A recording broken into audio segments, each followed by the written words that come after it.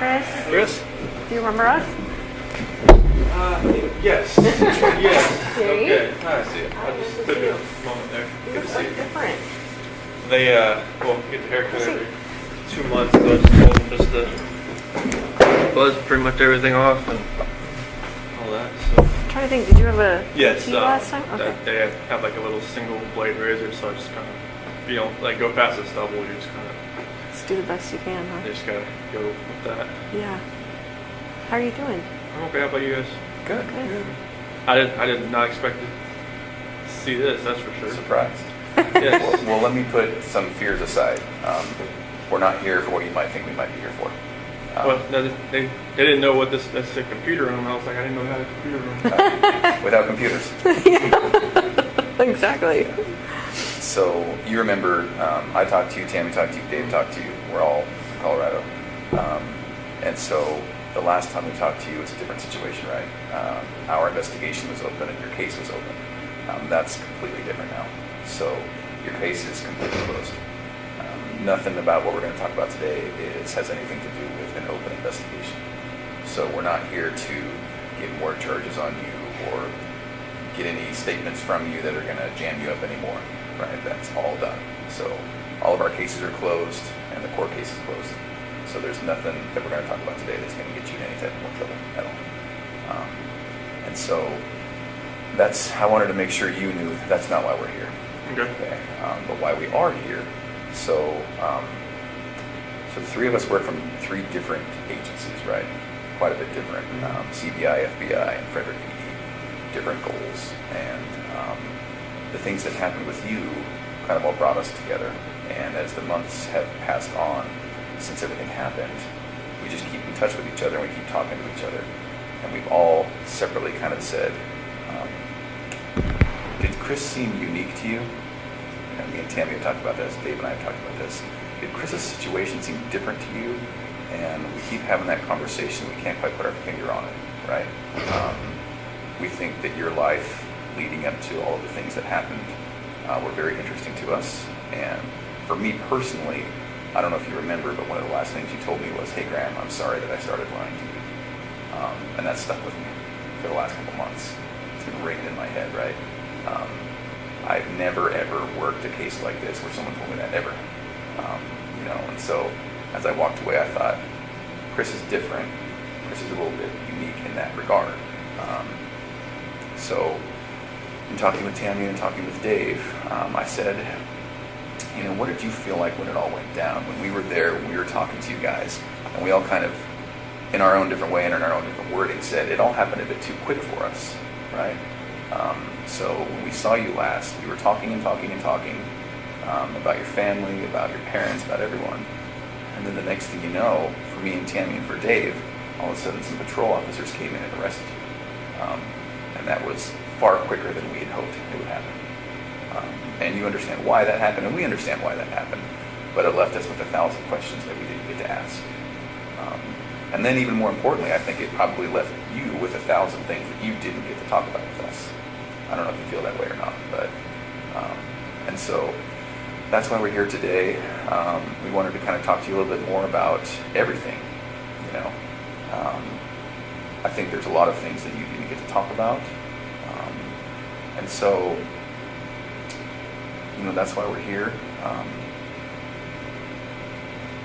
And it sticks with me that to this day, there's not one person that's told me, I saw it coming. I knew Chris was like that. I knew it. Not one person.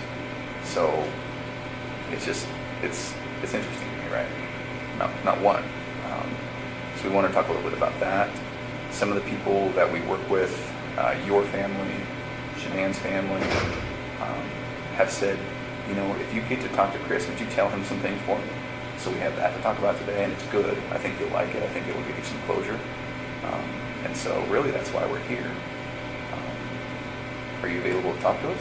Yeah, definitely. Okay. All right. So off the bat, if you have any questions, just tell us. Okay. If there's something that you don't want to talk about, that's okay. We might press you a little bit. Okay, we might say, well, do you mind if we just maybe then ask one question? If something makes you uncomfortable, just tell us. If we need to take any bathroom breaks, we can take bathroom breaks. for anything like that. And we'll take bathroom breaks and water breaks ourselves too. So then, is there anything about your schedule today that makes it that you can't talk to us? No, there was like a pass for this and the AM and the PM. Okay. They reserved the room the whole day, Oh, just okay. in case. That's just what they do. Okay, I didn't know if that was like two separate things or something.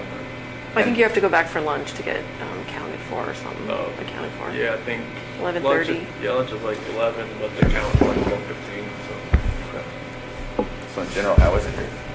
it's a lot different than Colorado. Was it? It's Good or bad?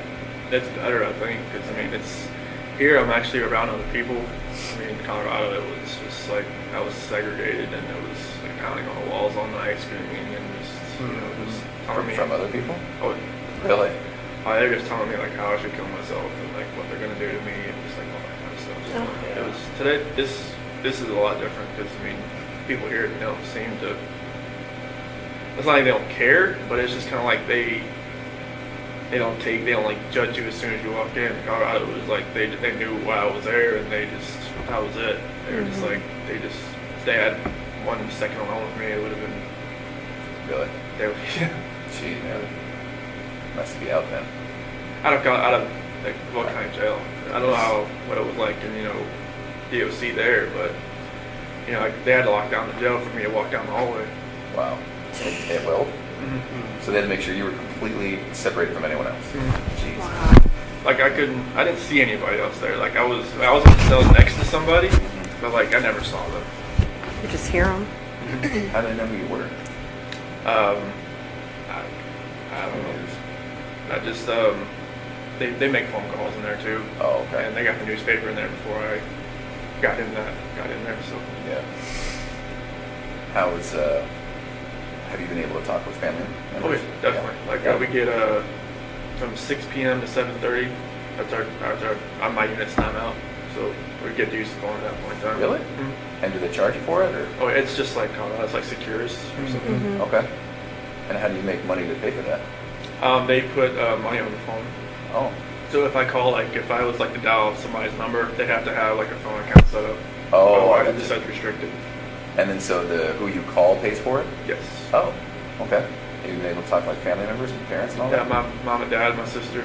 Okay. Good. Is that a good thing? That's a good thing. Definitely. Good, man. Yeah, they don't hear from me. They're like, oh, what's wrong? What's going on? Oh, good. Yeah. And how was it with them? And so far, so good. Yeah. Yeah. It was hard to hear your parents at sentencing. Mm-hmm. Yeah. I didn't know if what they were gonna say. Mhm. So Yeah. And so, yeah. I really appreciated what they said. I don't know about you. I definitely it was. I didn't expect them to be there. I knew they were there on the 6th, November 6th, but I didn't expect them to fly back, and they Oh. wanted to fly back for that. So. Yeah. And then a lot what your mom said. Mm-hmm. Definitely. Okay. Good. Well, so we have 1,000 questions. I'm sure you do too. Do you care if we start, or do you have any questions for us? Go ahead. We'll start. All right.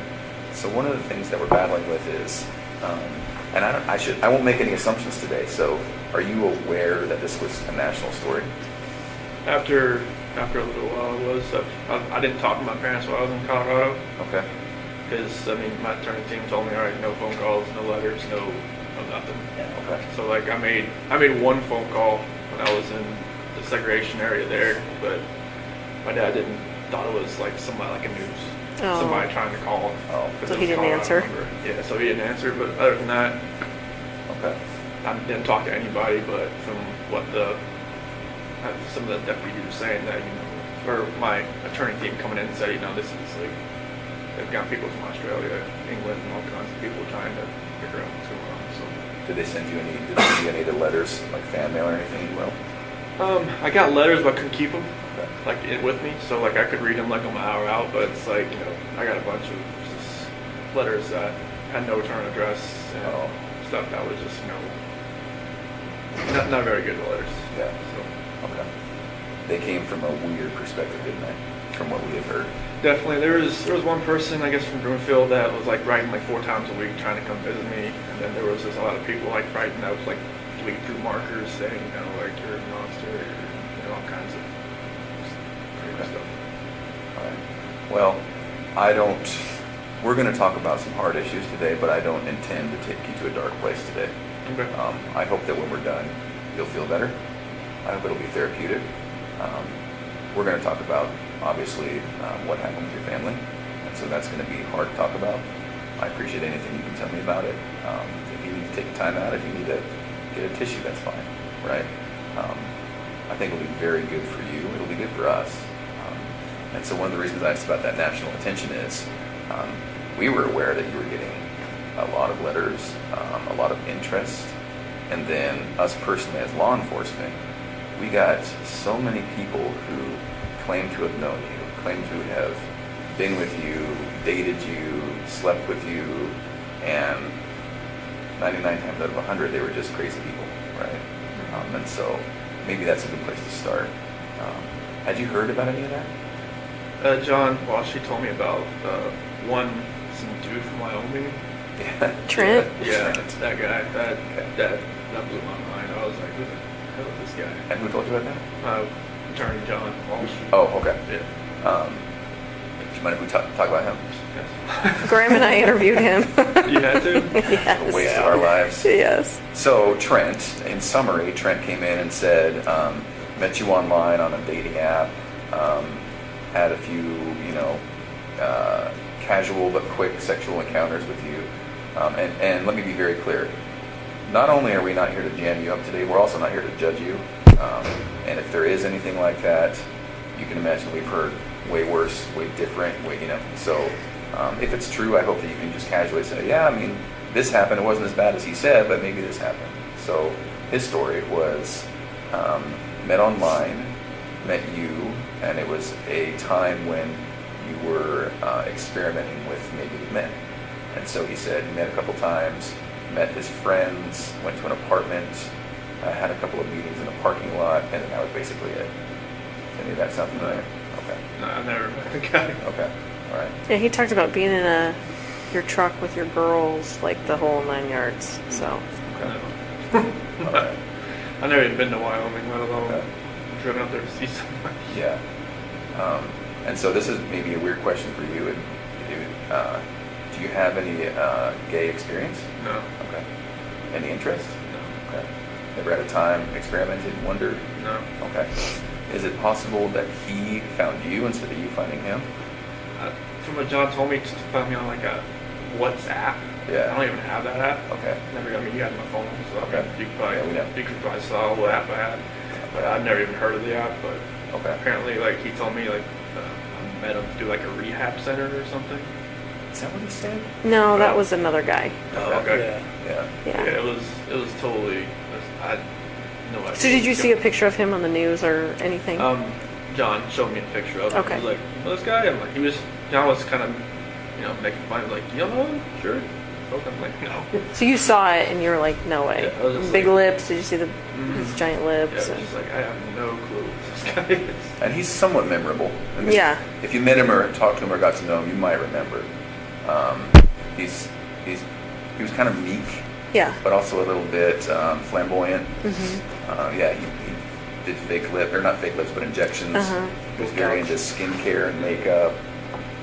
And he mentioned that one of the times, just as a gift, you got him some skincare products. Mm-hmm. Does any of that sound familiar? No. Okay.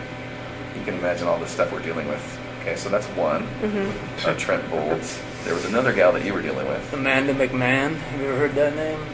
No. John showed me a picture of her. Okay. Oh, you did see a picture of her too? Yeah, he had like, that's the same. Truths. Yeah, Does that look familiar? that's the same picture he showed me on the Okay. MSO one time.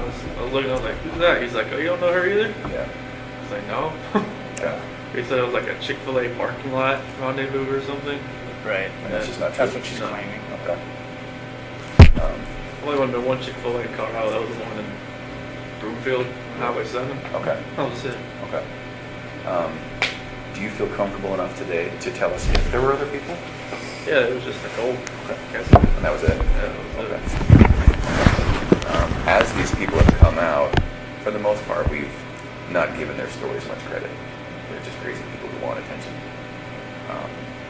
And so, but when that does happen, it does make us think, there may have been others. And so Nicole was the only one? That was the only one. Was there ever like a one-night stand with someone else just out of the blue and one and done? No. Okay. All right. Do you mind if we talk a little bit more about Nicole? Okay, so walk me through it, because that was one of the things we never really got to ask you about. Right, we didn't We just talk kind of about skipped that. on and Yeah. talked about where the girls were. But so what happened there? So it was probably around June 1st or something. That's when I first met her. And it was just like a work conversation. She messed with the gas meters that, we were out in the field. And I was messing up, and then, I took it to her like, hey, what's going on with this? Like, how do I fix it? And, after that, we just ran into each other a few times in the office. And I think it was probably the fourth time meeting. She had asked me, because like when we were talking back and forth, I would say, like we moved here from Colorado or from North Carolina and stuff like that. And then she's like, "What's all this weed stuff?" I'm like, I took out my phone and showed her a picture, like my girl's on the phone. She's like, "Oh, okay." She's like, "So you're doing?" Like, "Yeah." Like, I didn't wear a ring at work because like I something else to get refitted when I lost all that weight. So, but You lost so much weight that your fingers lost weight? yeah, it was literally like I was out in the snow one time. I went like that, and my ring went off on the rocks.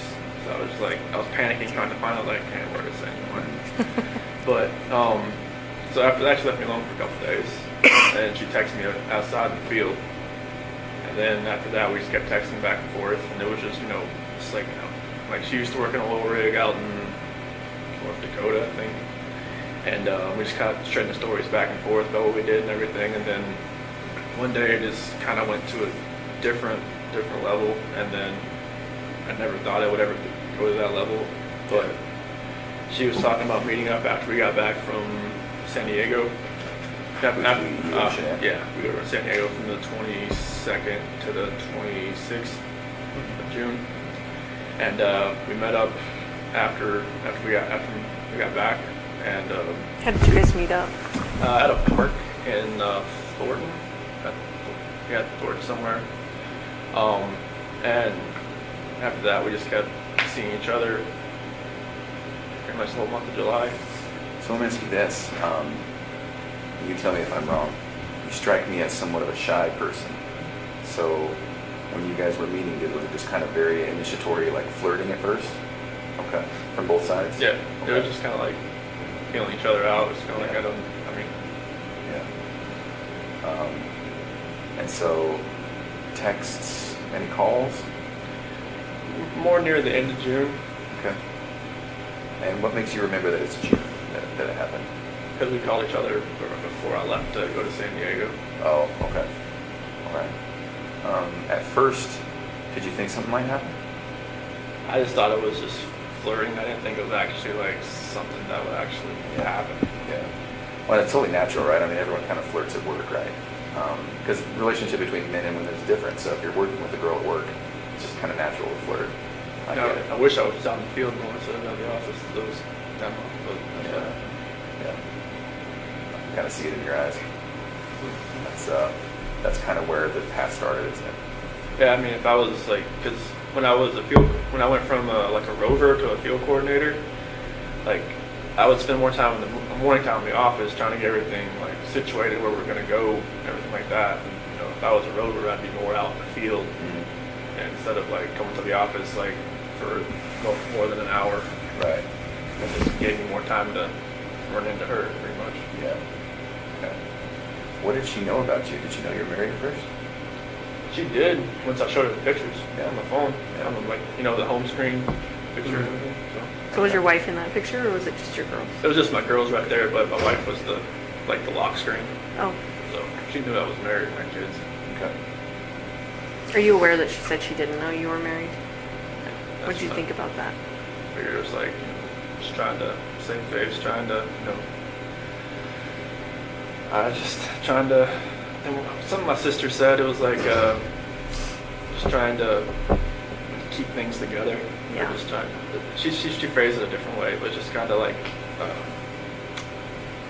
just like ground control, just trying to control everything that's going on around her, because I'm sure she got bombarded by all kinds of different sides from the media and everything, so. And Have you friends. talked to her at all? No. No. I'm No. hoping she hasn't written me in a different alias or something, I'm not talking to her that way. Oh. And are you not allowed to talk to her? I would hope not. Okay. No one told you that then? No, I mean, I would expect like, I thought like in Colorado it said like on a DOC list that if you're on like a victim list, you can't call anybody. Oh, right. But here, I'm not sure if that's the same. But I just talked to my sister, parents, some friends of my parents. Okay. Do you wish you could talk to her? Maybe once, just to Get some closure?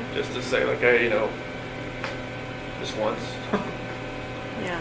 just to say, hey, like, I'm sorry this all happened. I'm sorry. I'm not sure like what happened like afterwards, like what you went through, like if you had like counseling, if you're like, you know, different state, if you had to leave everything behind. I just wanted to let you know I'm sorry, and that's not something I ever saw in my life happening or happening to somebody else either. Would you be alright if we told her that? That's fine.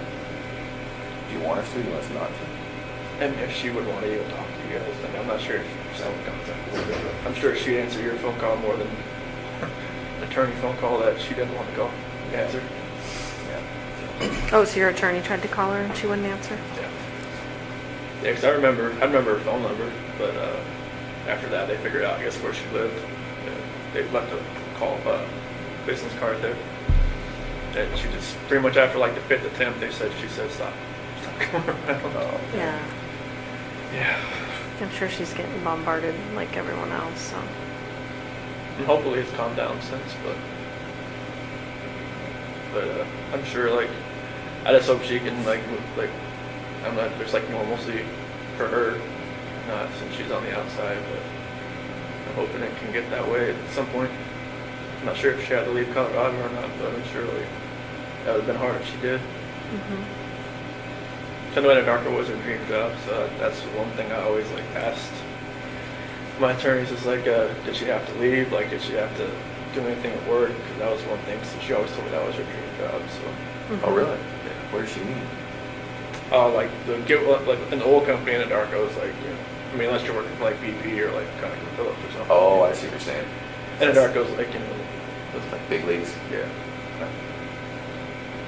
Can I ask kind of a tough question? Mm. Did you love her? I felt like it was true. Yeah. I think so too.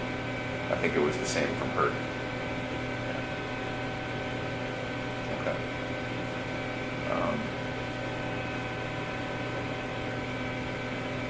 Tell us about the time you spent with her.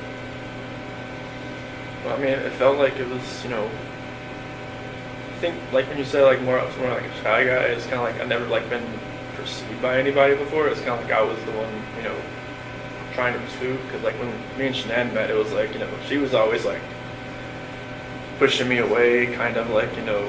She was sick for a while, right? Oh yeah, she had just got diagnosed with lupus, and she was on like a bunch of different medications and stuff. And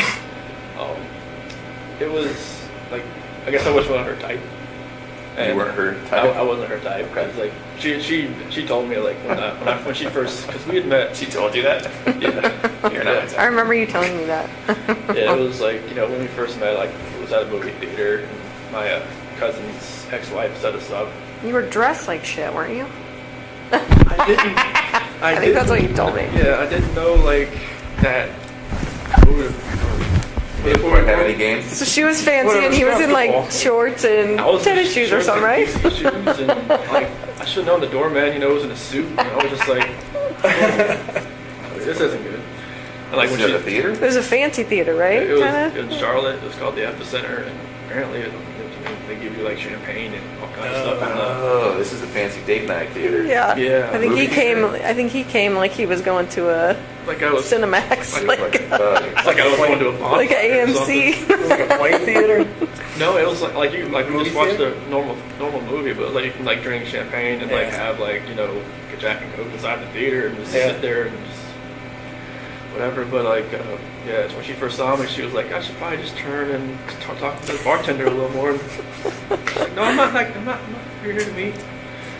But yeah, like I was like persistent trying to pursue something. I liked her, and even on our first date, like I couldn't even eat anything really. I was just like, you know, Just so nervous? yeah. Really? Yeah, she was just like, you know, chowing down. And she was like, you eat like a bird. I'm like, Oh, that's funny. And she talked to my parents, like, months later. She was like, this guy just never ate. And it's like, this guy eats like a trash disposal. Just trash disposal. I was like, no, not around me. I was like, well, I'm just nervous. I was just like, I was always like shaking and everything. But yeah, I was always pursuing her, and then just like finally, I grew onto her. Like, I would always like with her medications and stuff. I would always like, she had like 8 bottles of medication, so I would always get like her day and nights and kind of like put them all in that little, flip open Pill box. Yeah, all that kind of stuff. And I would always, be around her. I even went to her colonoscopy. I mean, she said after that she knew that was like kind of a keeper. It's like, who goes to a colonoscopy after 3 months with somebody? Right. It's a little soon. Well, she asked if she needed that ride. I'm like, yeah. She's like, you want to go colonoscopy with me? I'm like, sure, why not? Like, I even sat with her while she drank that nasty stuff all day. Yeah. Oh. Yeah, Where she's in the bathroom that's all a good day? test. that clear stuff that doesn't really taste clear. Yeah, but yeah, it was. I mean, it felt like it was a great relationship. Everything was great. Now you're talking about with Kissinger? No, with Or talking about Shanann? Shanann, and like in the first year, like, my parents never. I don't know. My mom was always kind of hesitant. Why? I was the baby, I guess. I never, I never had a girlfriend in high school, so it's kind of like she never like really saw me like. Oh, interesting. So she's kind of watching her baby walk out a little bit. Yeah, because when I turned 18, I graduated. I never moved back. Okay. At home, so And my how sister old- moved back and forth all the time. So How old were you when you met Shanann? I was 25. It was 2010. So Okay. So no serious girlfriends before that? nothing more than like 6 months or so. Yeah, there was some girls here and there, but just nothing more than like, the last girlfriend I had before Shanann, she was just actually got divorced, and I should never did that. But it was more of like I was kind of like helping her get through her divorce. It seemed like she went on to somebody else. I'm like, oh, nice to know. You're the rebound guy? The rebound guy. Pretty much, but Doesn't that's how it goes. Would you say that in your relationships with women, it seems to me, and you tell me if I'm wrong, it seems to me like you're attracted to maybe a more dominant personality? It seemed like it because I'm more of the just reserved. I mean, I just kind of like go with the flow type. Yeah. And like Shannon usually made all the decisions. It seemed like so. I get that. I'm the same. Yeah. I don't know what it is. Yeah. I don't think that's right with you, but. So then, and I know it's hard to keep bouncing back and forth, but and one of the reasons we're here is we just keep telling ourselves, Grace just does not fit the mold. Grace does not. No. Like it just blows us away what happened, right? And so we will do a little bit of bouncing back and forth, and that's really just to get to know you a little bit better, because we never really got that chance, did we? We were I met you talking twice. Yeah. Met you once. Yeah. Probably like 3. Well, you remember 3 or 4 times probably. So then do you call her Nikki or Nicole? I would call her Nikki. Okay. I know there's so many Nickies and Nicoles in this. Right, there is. I got confused. So we'll call her Nikki. Okay. So then with Nikki, was it different? It just seemed like I was more in control. It seemed like, and that never happened. And like she'd actually like ask me like my opinion on a lot of things and just like what I wanted to do, and just kind of like, okay, It was new, wasn't it? very new. Oh, that's fascinating to me. And so did it feel more like an equal partnership, or? It seemed like it. Yeah. Okay. So then when it was date night, would you guys talk about it? Would you ask to go somewhere, or would she say, I want to go somewhere? Was it too family? The first time we went out, it was to a movie over at the Orchard, off the 144th over there, and I asked her like, "Hey, you want to go see this movie?" And like, she's like, "Yeah." I'm like, "Okay, cool." And we got there, it was sold out, and normally you probably just have just wait 2 hours, like just go home, but now she just wanted to walk around and just talk. I'm like, okay. Oh, wow. So that was different, and I think she wanted to go to the car museum, Shelby Museum in Boulder. I've never been there, and I was That's right up your alley. You're a yeah, mechanic. I was just like, that was awesome, just to walk around cars for like an hour or so. And then, drag race in Vandermeer. Okay. And I haven't been to a drag race since 2008. And that was in Charlotte. Okay. Like they have a 4-lane drag strip over there. And it's like the NHRA, the Top Fuel, and fun car stuff. Like me and my dad used to grow up. Yeah. Go there like all the time. And then like went to camping in Sand Dunes National Park, and I'd never been camping. I always wanted to do it. Thought it was she'd done it like countless times. I Oh, guess. really? So, Okay. She's outdoorsy? yes. Okay. Yeah, she's I guess she every time like she needed to clear her head, she'd just go by herself, just go somewhere. Oh. Yeah. So she's a completely new type of person and relationship. Yeah. Okay. All right.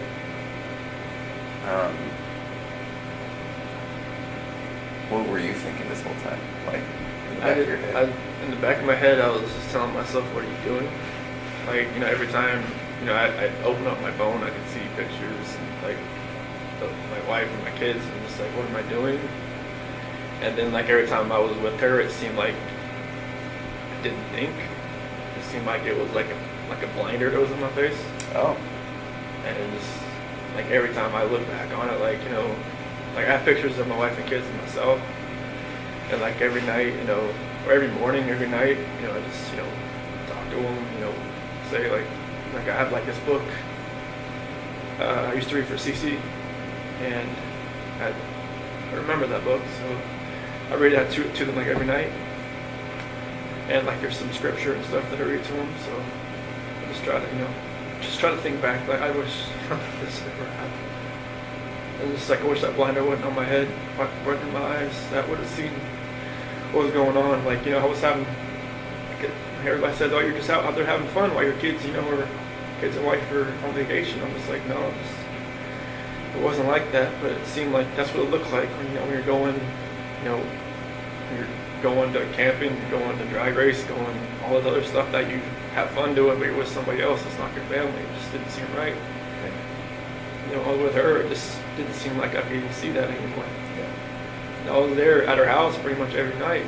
So it was like I didn't have that time at home just to really think about anything. Because literally I was only at home from like when I got home from work. I worked out, I ate dinner, and then I went over to her house. Like I never slept in my house from like the whole month of July. Now, talk me through that though. When you said you went home and then you were at her house, was that while Shanann was gone? Oh, okay. So you weren't even at your house. No. This all happened so quickly, didn't it? It was insane quickly. Like I didn't she even told me like she would never in like a normal relationship she would never have somebody over at her house like more than like once or twice a week, but she felt like she wanted me over there. Yeah. She said she felt comfortable with me over there. Yeah. So it's just like that's what was different. Like she wanted me over there. But I just wish that all that would just go away. I just wish I'd almost like I know it's hard. I know it's wrong to say I wish I'd never met somebody, but I wish I'd maybe met her at work and then just kept it that way.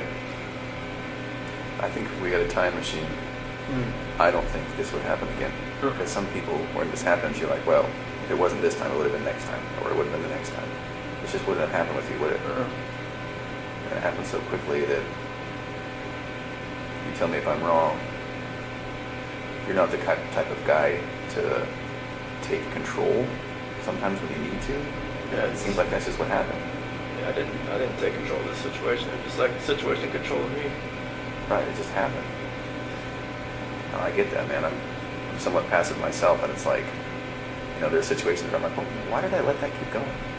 Yeah, I don't know why. It was like a roller coaster ride that I just kept punching and taking on, and I just never picked it up. Yeah. Can we talk about the hardest subject? So when we were talking, the last time we talked, the last thing we talked about was where the girls were, but we never really got to talk about that night. So what happened? So nothing really happened that night. It was in the morning. Okay. It was, me and Shanann, she got home like at 2 o'clock. And, I felt her get into bed, and I just felt like I didn't feel it. I just made sure I looked at my phone at 2 o'clock to make sure she's okay, she's in there. And I could kind of feel her kind of stirring around a little bit. And I just had a feeling that she knew like what was going on. 'Cause, I mean, obviously I didn't use like an NRCO gift card, you know, that I'd gotten. I'd used my actual credit card, and I kind of just felt like something. She knew what was going on, and she started rubbing her hand on me, and we ended up having sex. But I guess that was more like a test. Oh, I would have thought. interesting. Okay. That makes Yeah, sense. because when we talked, when I woke up or later on in the morning, like, you know, I pretty much, you know, told her, like, you know, I didn't think it was going to work anymore. And she was like, what happened? What was last night? You know? Mhm. So I figured that's what the test after I've gone through everything in my head. That makes sense. And she just told me, you know, like, to get off of her. And she's like, I knew there was somebody else. I knew there was somebody else. I knew there was somebody else. And I couldn't bring it up. I couldn't just say, yes, there is somebody else. But then she said, you're never going to see the kids again. You're never going to see them again. Get off me. Don't hurt me. And then, Is that what you said? so I was, because like when I climbed in bed, that was pretty much like on top, pretty much like straddling her kind of deal. Okay. And she thought I was gonna, like, you know, hurt her or her baby or something. So, because she knew that, like, you know, something had happened. She thought I was just trying to, you know, just check out or something. So, Okay. and that's when that happened. I know it's hard, but do you mind if we talk just a tiny bit deeper about that? So she comes home, you know, she touches him, you guys have sex. It seems like she's doing her test, which I understand. Sounds like you do too. I'm sure, like, you know, Nikki or not Nikki, Cole Atkinson or Cassie probably told her, you know, That's what I was thinking, right? They talked about it during that whole weekend. more than like that. That's my parents told me there was like going through like text messages. It's like all like pretty much they all kind of just told her he's with somebody else type of deal. Yeah. And she spent a lot of time with the gals. That's what they did probably all weekend is talk about it, give her advice. I think that's what we found from right? Yeah. Okay. So she comes home, you guys have sex, and then did you fall asleep between then and going to work? Yes. Okay. So then at some point, does she wake you up or did you wake up for work? Not a lot of more. Oh, okay. And you're going to work out. Mhm. But then that's when she started wanted to talk more. And she was pretty mad? Okay. Yeah. I mean, it was. I had already kind of knew that. You know, using that credit card, it was kind of. It was. Was that intentional? Yeah. I had no other way to do it. Oh, I used, like, because I got these narco gift cards from, like, you know, doing good stuff at work and stuff Yeah. like that, and I had used them all. oh. Was part of you just like, screw it, whatever, I don't care. I'm using this card. Part of me just wants to say, Nikki, can you pay for this? But I don't know. Yeah. Even, I think, from my attorney said she even noticed I used a different card, like a blue card. Oh. Maybe she thought, you know, like I felt comfortable enough just using a normal bank account or something, but, you know, I told her I was going to Rocky, and I told you I was going to Rocky. Yeah. And it was just like, it felt like, you know, like looking back at everything, like just like reading the scripture more and more now, I can see, like, you know, God gave me opportunities to get out. Like even my friend Jeremy Lindstrom, he even invited me because like it was his daughter that came and watched the kids on that Saturday night. And he was like, hey, you said we're going to a Rocky game. You want to go to me with the Bronco game and watch the Arizona Cardinals? Like, in my mind, it was like, you know, go. Just say, hey, I can't find a babysitter. Bye. To Nikki? Yeah. And maybe that would have been like, you know, like a light switch in my head goes off, light switch in her head goes off, maybe it just like goes different directions. That was kind of like my last like opportunity to kind of get out, it seems like. 'Cause I wish I would have said, yeah, let's go. Yeah. And I think that would have just put me on a different trajectory. So then, Shanann, did she actually say you're never going to see the kids again? She said that to me before. Yeah. That's kind of hard to hear. Yeah, because she'd said to me before she went to Arizona. Because, like, I wasn't really sleeping in the bedroom. I was sleeping on the couch or in the basement bed or something. And, like, she had slammed the door. You're never going to see the kids again. Something. Yeah. Did she get fiery like that? Only once in our entire relationship I've ever seen her that way. Yeah. And that was a time before, or was that on the night that it happened? No, it was probably back in North Carolina. Oh. It was just like one of those. It was just a fiery argument that I never raised my voice to her or anything, and like, you know, I just got mad and I slammed the door, and she was like, "God," I'm like, should have slammed the door.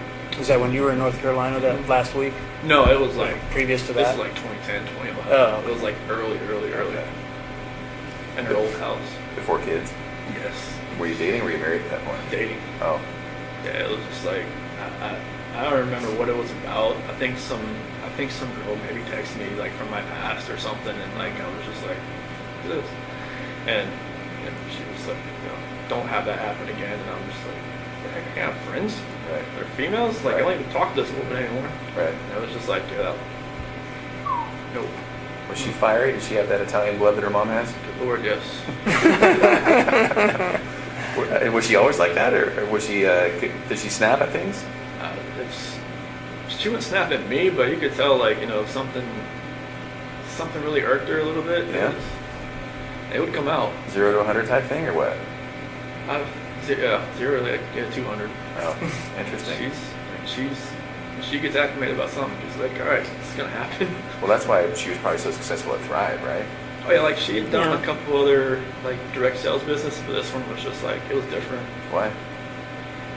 This one, like, because I think she had done like Origami Owl and like something called like It Works, and then like other couple other things like some bags and stuff like that. But the supplement stuff, it just because it worked with her, it worked with me.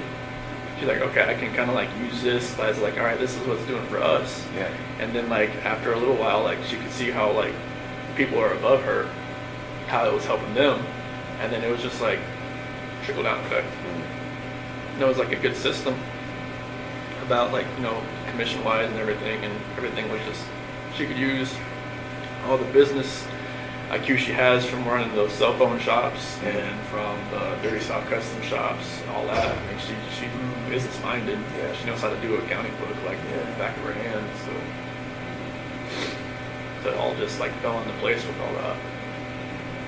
So then on that night, was it just a new type of fight?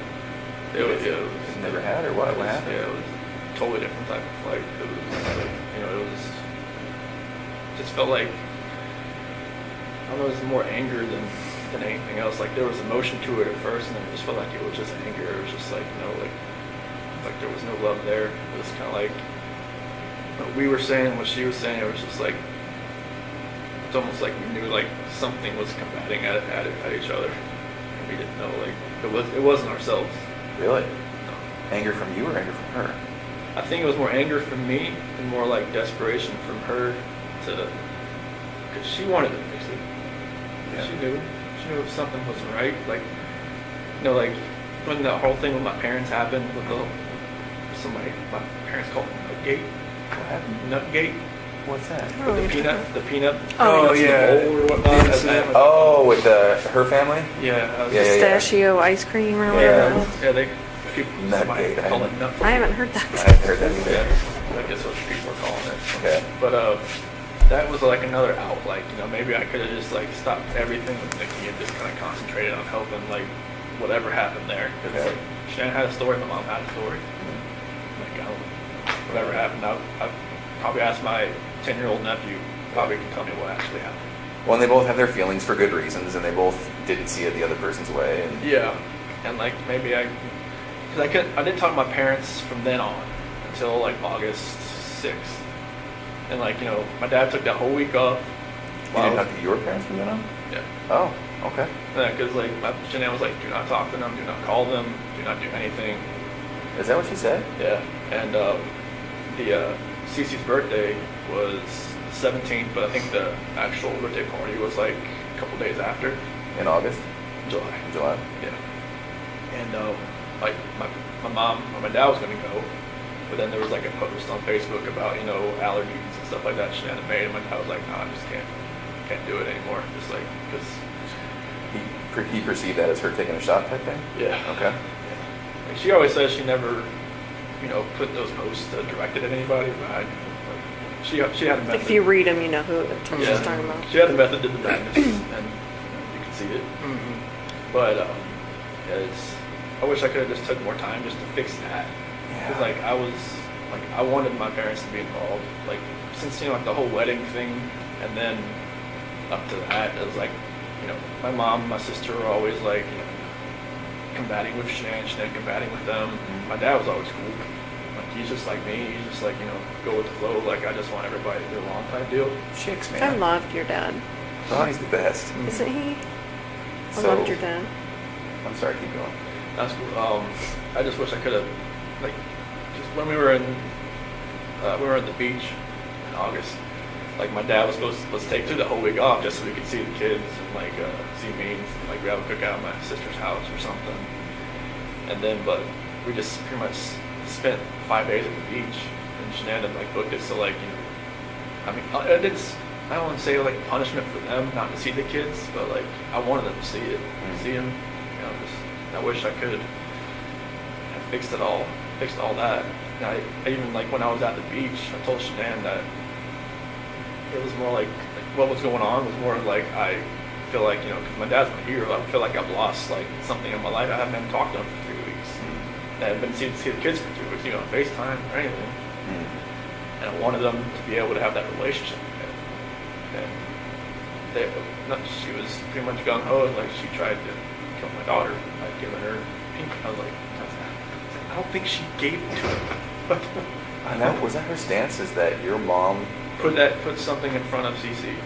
Like to kill her, or No, just just like Didn't care. Like Didn't pay attention. she thinks that allergies and like this state of age is like people think, oh, you'll be Like it's fine. made up Like kind of yeah, thing? he'll be fine. He'll just have a rash. He'll be fine. I've seen Cece, like the first time. Well, I've seen a picture of when he had a cashew the first time. It wasn't good. And then she had kiwi the second time, and then the same thing happened. And I know it's real. Do you know it's serious? Yeah. Yeah, it's not like it wasn't like her throat like closed up, but she broke out in this full body rash that looked really crazy looking. And luckily, like nothing with her throat like happened. But So did that make you angry at your mom for doing that? yeah, I mean, I just like, Mom, you just gotta. I told her you need to think. You need to like pay attention. Just because another kid can have something doesn't mean another kid can have something. Because like when we were at that birthday party at Jeremy's that Sunday, they had this cake there. Like Bella wanted it so bad. I'm like, can't give it to her because Cece can't have it. She was like, okay. And all the other kids were like, if they can't have the cake, like I just kind of took them off and gave them some like one of those frozen pops or something. But it's just like she had to learn that just because one kid can have something and there's another kid that can't have it for a legitimate reason, like she couldn't have done it. But that's the kind of talk I had with her when Shanann called me. I think it was maybe like the middle of July or something when she told me all this had happened. That's when I called my mom and talked to them for a while, and then they're just like, they just couldn't deal with her anymore. Shanann just kind of like, they like flipped out. My nephew told Bella to go hide behind the curtain because I don't think your mom was going to let you come over here again or something like that. Oh. So it got heated. Oh, it was bad. Really? Yeah, it was like a last straw between them, I think. Like in the same room or over the phone? No, they were at They were, and so they at were my really mom's heated. house. Yeah, because Cece and Bella and my niece and nephew were there. Okay. How did Shanann find out about the ice cream thing? Because Shanann was there, and I guess they were all sitting one of those couches, kind of like a U, and my niece went into the kitchen, and she knew where the ice cream was. I mean, she'd been there. So it's not like your mom gave it to her? Like she got her own ice cream? Yeah, she went in the freezer, got it, went out, and sat beside Cece, and started eating. But like, it's just a matter of like, Cece could go like Right. Right. like that. Now, I don't know what would happen if she just got it on her hand, Right. but like I know on like the prick test, Mm-hmm. on the back, it's like a welt. So were they staying there at your parents' house during that time? 'Cause Yeah, it was. So they would go from from Sandy and Frank's house Yeah. for like a few days or 5 days, and then go to my mom and dad's house for a couple of days and Okay. bounce back and forth. Okay. So it happened during that time. Mhm. They were there. Yeah. Okay. And so there were so many things that happened, weren't there? They just were little tiny ingredients to this Yeah, recipe. Yeah, nothing like It's nuts, Chris. I mean, it's just so many things just didn't go your way. everything was like like somebody was stirring a pot, and it would just Yeah. That's exactly what it was like. So then, I know I keep bringing it up. Can you walk me through just the last few minutes before Shanann died?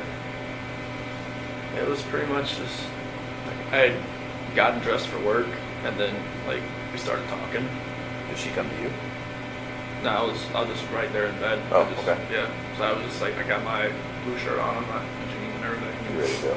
I was ready to go, and Was she asleep, or did you have to wake her up to finish your conversation? Or? I would wake her up because like she got home like 2 o'clock, so she pretty much out of it. But I never knew like if her plane got delayed. Someone always told me like she just like sat around with Nicole and just like talked for a while and then came home or something. I'm not sure if that Yeah, was true. it was delayed. Yeah. But yeah, when she came home and everything, but yeah, like I woke her up to talk to her. Oh, okay. Yeah. And is that because it was just eating at your Yeah, brain? like I knew like something like something didn't feel right with me. So I know like she knew. I just knew she knew. I just felt like maybe the kids weren't going to be there when I got home that day. Oh, interesting. Now, I don't mean to offend, but I have to ask, is that really the truth? Okay. I really felt like they weren't going to be there when I got home that day. Oh. And Like so, she would take them somewhere? No, Or- I just felt like either maybe I wouldn't go home, maybe they weren't going to be there, or I wouldn't be allowed in, type thing. I think I saw some text messages where Shanann talked about that she would take the kids to another state or something because she wouldn't be able to afford to live in Colorado or something like that. Did she say that kind of stuff to you, or Yeah. what did she say about that? She said she couldn't afford to live in Colorado on her own, and that I told her like, well, I mean, drive. I mean, she pretty much makes the same amount I do, Yeah.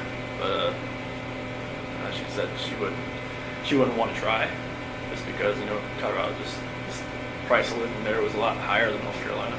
And just so I'm clear, you thought maybe in your mind, you thought maybe she would take the kids somewhere else or like lock you out of the house or. Or just like I wouldn't want to make a scene like try and like pound on the door trying to get in or anything like that. But like I just felt like that was what I did on Sunday. It was kind of like or Saturday night was kind of like the last straw.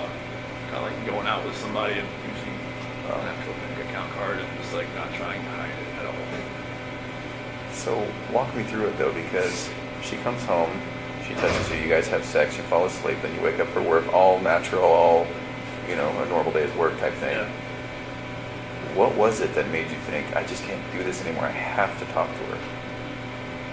It was eating away at me. Like I Yeah. knew like something.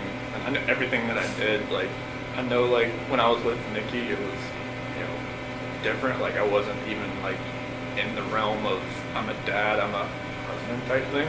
Oh, And then like I was saying, when I'm never at home, like sleeping in my own bed, like I have no like concept of that anymore. interesting.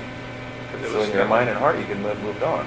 Like it kind of felt like if I wasn't at home, like I didn't think about it almost, because like if I wasn't sleeping on my own, like I think there was at one point like Nikki had gone to the mountains with her friends for like a few days, like into June, first part of July, and then like that part obviously I was home, but like from that whole month of July on, it was like I was never at home. Like I never had all those reminders around me. I never had, like every time my wife would call me, I would be at Nikki's house. Oh, while she was in North Carolina? Yeah. Okay. And I would like, walk outside and talk to her, like when I was next to the car or something like that. And, I would never be at home looking like, just have all these pictures around me, just being in the same bed, seeing my kids' beds, seeing everything that, that we go for the last 6 years. And so, did you just want to once and for all get it out in the open? I just wanted to just tell her how I was feeling at that point in time. Like, I didn't feel like me and her were compatible anymore. Yeah. Honestly, I didn't feel like that because what was going on with Nikki, it was new. It was new. Right, absolutely. Anything that's new always feels better than the old. Yes. And it You were makes think probably differently. bitten by the love bug.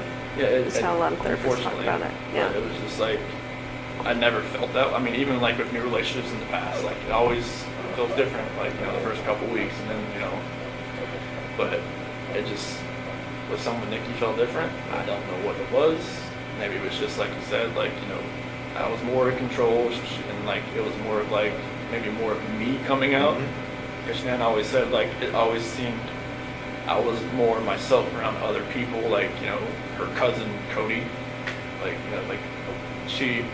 Cody lived or came up, visited us for a little bit while we were in Colorado for a little while, and Cody always talked about, like, how Chris is so funny, Chris is like, Shanann would always like, oh, you're never like that with me. I'm just like, maybe I always felt nervous around you. There's only so much oxygen in the room, right? I say this to some people with dominant personalities. I just always felt nervous. I always felt like I was, I never could actually just, be myself. Right. Nikki, I was myself like all the time. It was just different. Well, and it seems as though, and again, hard to talk about, and you tell me if I'm wrong, but it also seems, is it accurate to say that sexually you were able to say, Nikki, this is what I would like, this is what I'm into, or blah, blah, blah, and maybe not with Shanann? No, Nikki just wanted, she wanted what she wanted. She wanted to do it pretty much all the time. I was just like, okay, that's fine with me. Okay. With Shanann, it was just like, kind of like, hey. Sometimes it happened, sometimes it didn't. But that wasn't the case as far as that way. It wasn't just like sex or whatnot. But Okay. it was mainly, I was just more myself. I could just not think about what I was going to say or plan what I was going to say or not, gonna say something stupid or something. But, Right. A little bit of freedom. Can I ask you something about that morning that you had sex with Shanann? Did you feel at all like maybe you were kind of cheating on Nikki by doing that? I felt strange. I felt like, the first time I was with Nikki, I felt weird. First time, Sure. And then the last time I was with Shanann, I felt totally strange. I was just like, I didn't know who I was. I didn't know who I had become. I felt like I had become people I see on TV, and that did not feel right with me. Like I didn't know what had happened to me.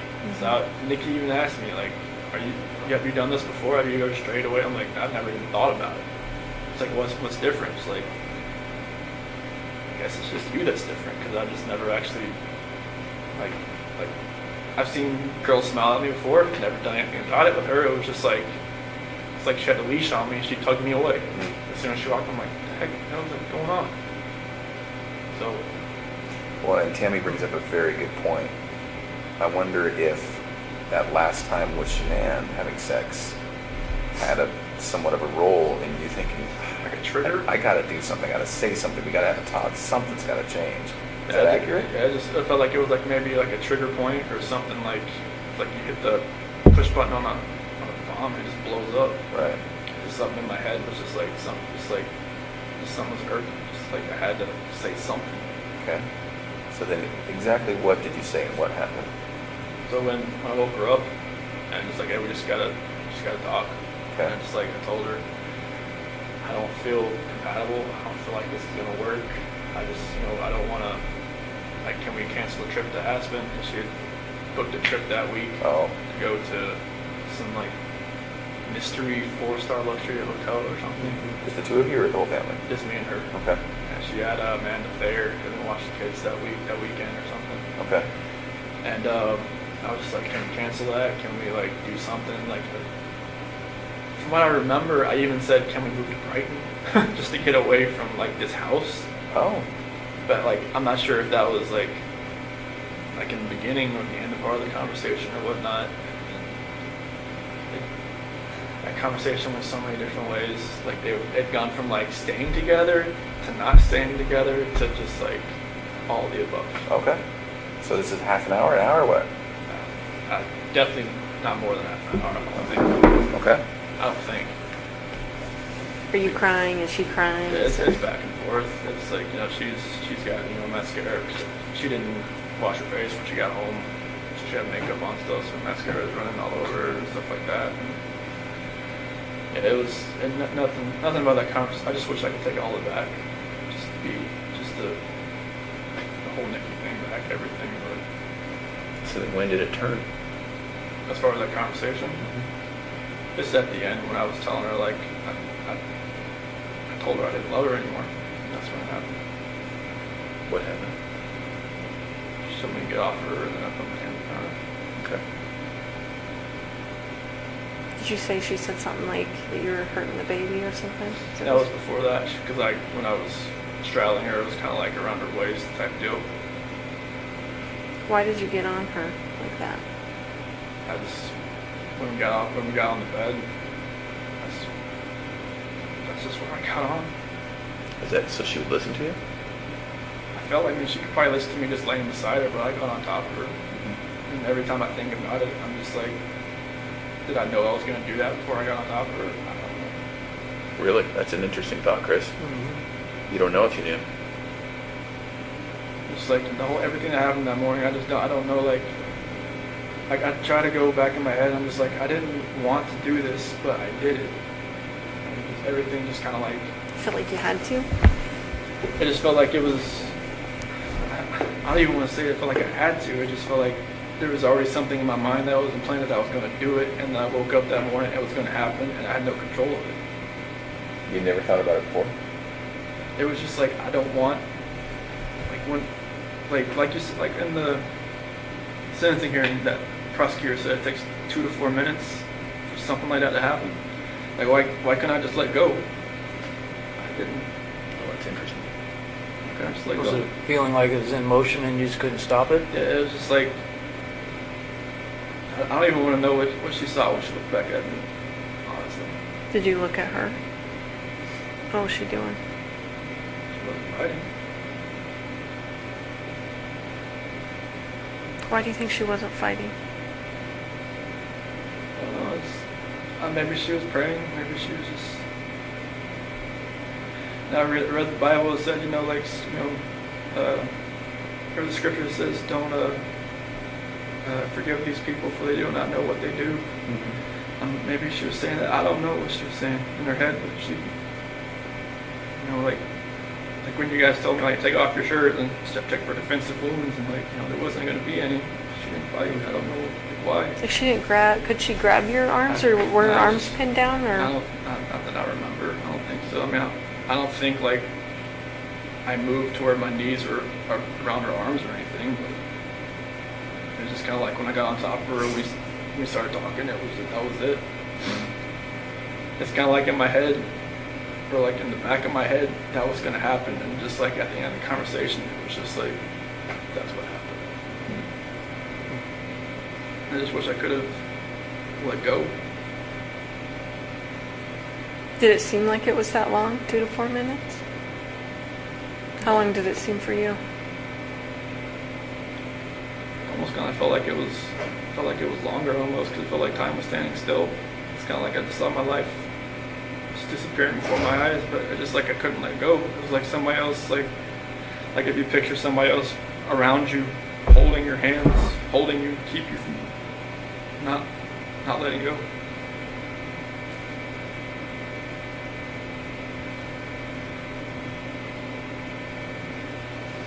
At some point there was a statement about rage. Do you feel like you were in a rage at that point? That's the only way I can describe it, honestly. Like a snap, something. I mean, I know. I guess my attorney had said like some, strangulation is more of like a, I don't know, passionate type thing. I'm just like, I don't know how that can be passionate. It's just intimate because you're right in there, Yeah. using your own hands. It's a lot different than someone standing across the room and you shooting them or something like that. So It I just felt like somebody was like behind me, just like, I just couldn't let go.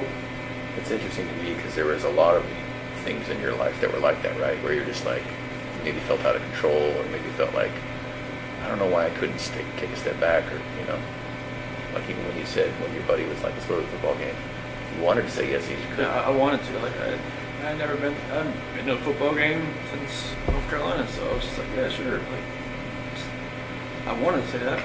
Yeah. I wanted to just text him, hey, you know, babysitter fell through, can't. Let's go. So, then what? Just,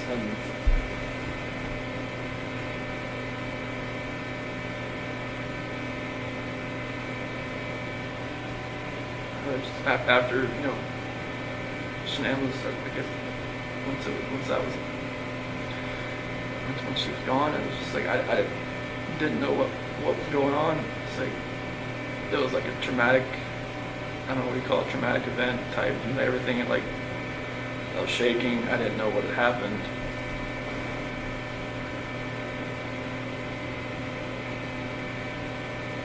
I didn't know what to do. I didn't know what I had done. I still wasn't in that right state of mind. I don't think like I was in control of what I could think or what I could do at that point in time. Like most people say, like, why don't you just call 911? When I was like, unless you're in that situation, you don't know. You don't know what you would have done. Mm-hmm. It's easy to play Monday morning quarterback. Mm-hmm. I agree with that. Like you said, if somebody shoots somebody, you don't know what was going through their mind at that point in time. Mm-hmm. You don't know what you'd have done. So what happened next? Bella came in. Is that what happened? Bella came in. What she said? What's wrong? Wrong. Did she hear something? Is that what she came? Obviously, I think. Okay. What'd you tell me? Mommy don't feel good. And then, did that happen with Bella right in that room? Not in front of her. What happened? She walked in as, you know, she's docking up. She was sleeping. Mm-hmm. Did you take her back to her room? I put Shanann in that sheet that you found in sight. Okay. And what? Carried her downstairs and back my truck up. At that point, were the girls still there? Okay. So then Shanann's in the truck. Then you went back to the house. And got everybody back in the truck. Was Bella first or was Cece first? In the truck? Yeah, I'm sorry. So Shanann was first, and then Bella was next. Was Bella alive when you guys got in the truck? Oh, okay. What happened? I rolled back up. Okay.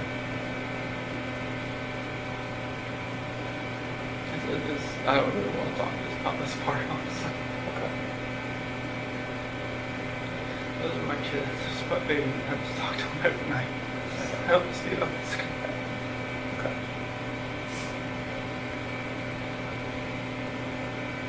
Every time I see pictures of them, I don't know how this could have happened. You know, being a dad was the best part of my life. I took it all away. I think that's the hardest part for us, Chris, is we see those videos, we see that love that you had for your girls. Like, it's obvious to us, and even to us, it's hard for us to understand how a dad who's given piggyback rides and, you know, making snacks and watching princess movies and those kinds of things, how you get to that point, you I know? don't know. It's just, like I said, it was just like something else was controlling me that day. I had no control over what I was like to fight back. Yeah. Like when that prosecutor said that Bella bit her tongue, like repeatedly, I just wanted to just bang my head up against the wall. So you put Shanann in the truck, and then you put the two girls in the truck? Were they just sitting in their car seats, or I guess they didn't probably have car seats in your truck, did they? No, they was sitting in the back with the, like in that bench sheet. So Shanann was back there too? She was on the floor. What did they say about Shanann being on the floor?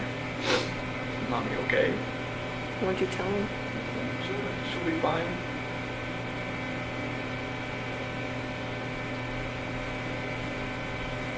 Did you have their stuff with them, like their toys and their blankets and stuff?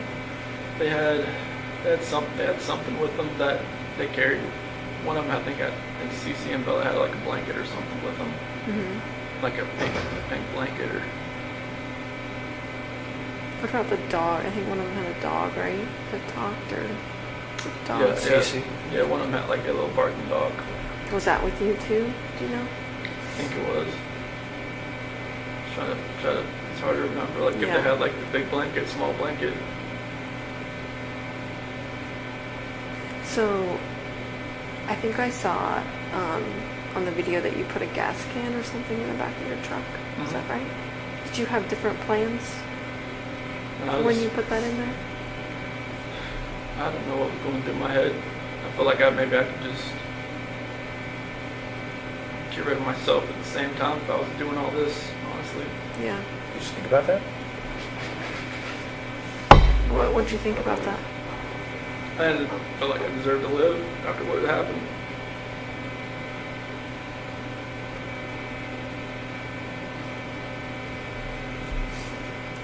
Was there any thought to the whole family going away that day, to include you?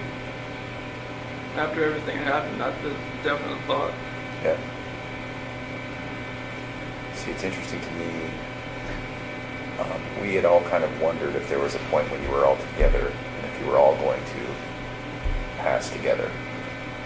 That to me makes sense, because that's, even though it sounds crazy, that's what a family man does, right? Family man doesn't do what he did. No, I know. I guess what I mean is, it seems like you guys were going to be together forever in that way. Is that maybe what was going through your head? Honestly, I just felt like I deserved to live. Yeah. And it was like, whatever judgment I was gonna come upon myself,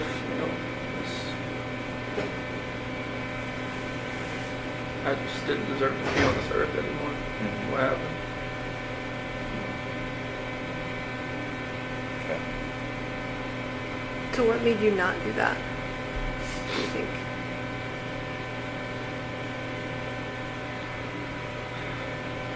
I don't know if it was just more of like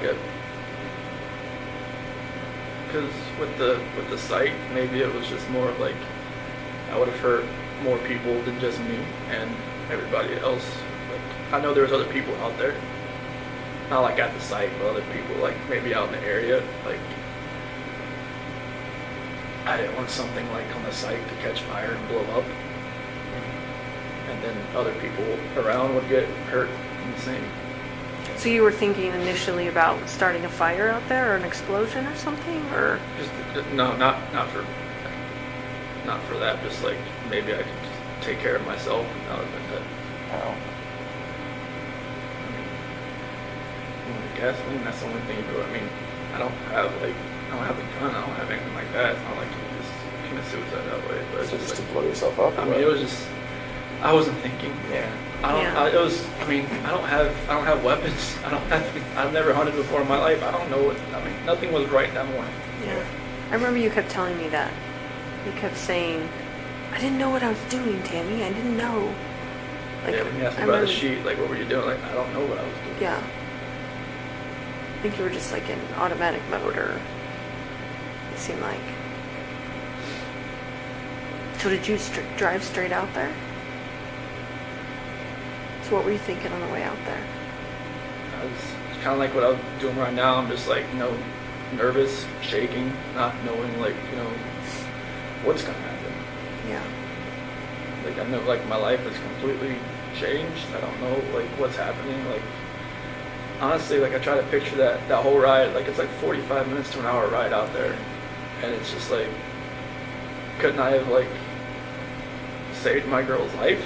Couldn't I have done something? Why did I do that? I don't know. Right.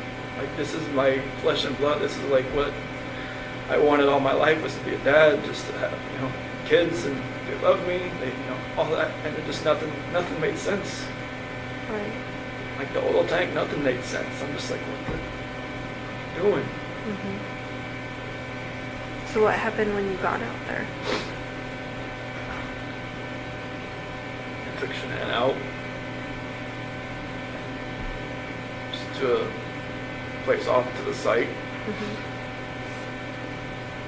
and then What were the girls doing when you were doing that? just sent them back to the truck.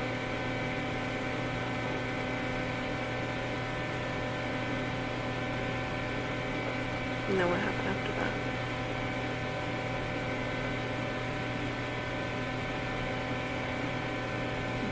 CC was first.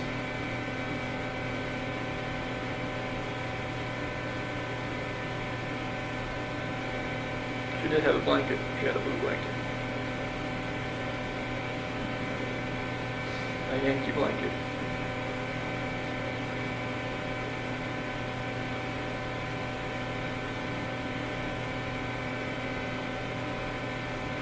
So was she alive when she went into the oil tank? No.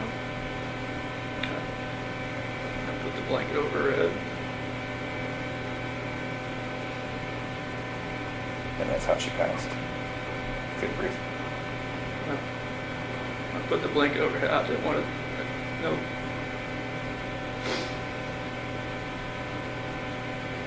I strangled her right there in the back seat. Okay. What was Bella doing? She was sitting right beside her. Did she understand? Did she know what was going on? She didn't say anything.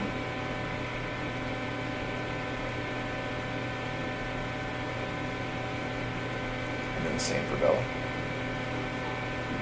Just without a blanket? With the blanket. Oh, okay. I didn't look. It's like every time I closed my eyes, I just hear her saying, "Daddy, no," and that was it. That's what Bella said. I hear that every day. You hear that?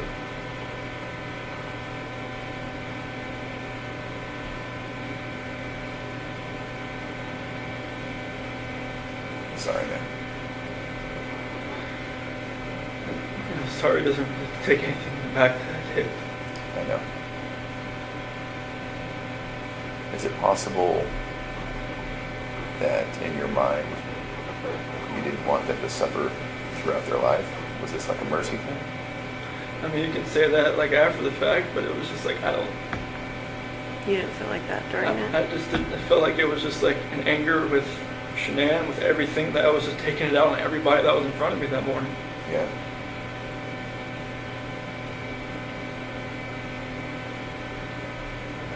I mean, kids growing up without their parents, I mean, depending on what grandparents or whoever they grew up with, seemed to be fine. But it was just like, it was an anger thing. It was just like. And what were you so angry at Shanann about? Like if you could pinpoint it. Nothing that makes anybody to want to do this. I mean, you could be angry at your spouse like your whole life, but you should never have done anything like this. You should never let it get to that point. But I let it get to a point where I've never been angry before. Like, and this was like the epitome of being angry. Yeah. The epitome of like showing a rage. The epitome of like losing your mind. I mean, even like some people in here said, dude, like, the heck happened? You must have freaking snapped. And like, I just walk away. I'm just like, you know, it's I don't see it in my mind how it could have, like, you know, I look outside every day, I'm like, what could we be doing right now? Yeah. But, you know, right now I'd have a 5-year-old, a 3-year-old, and more than likely a 1-month-old son. And a beautiful wife. And just like, right now it's just me.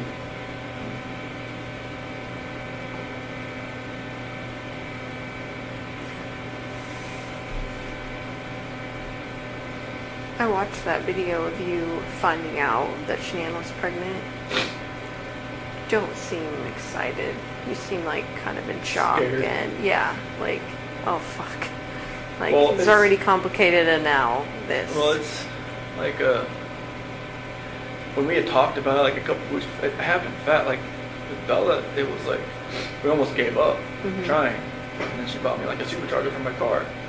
And then with Cece, it was like we had to try, and then finally, but with Nico, it was once or twice, and then like 2 weeks later she's pregnant. Is that what happened? Yes.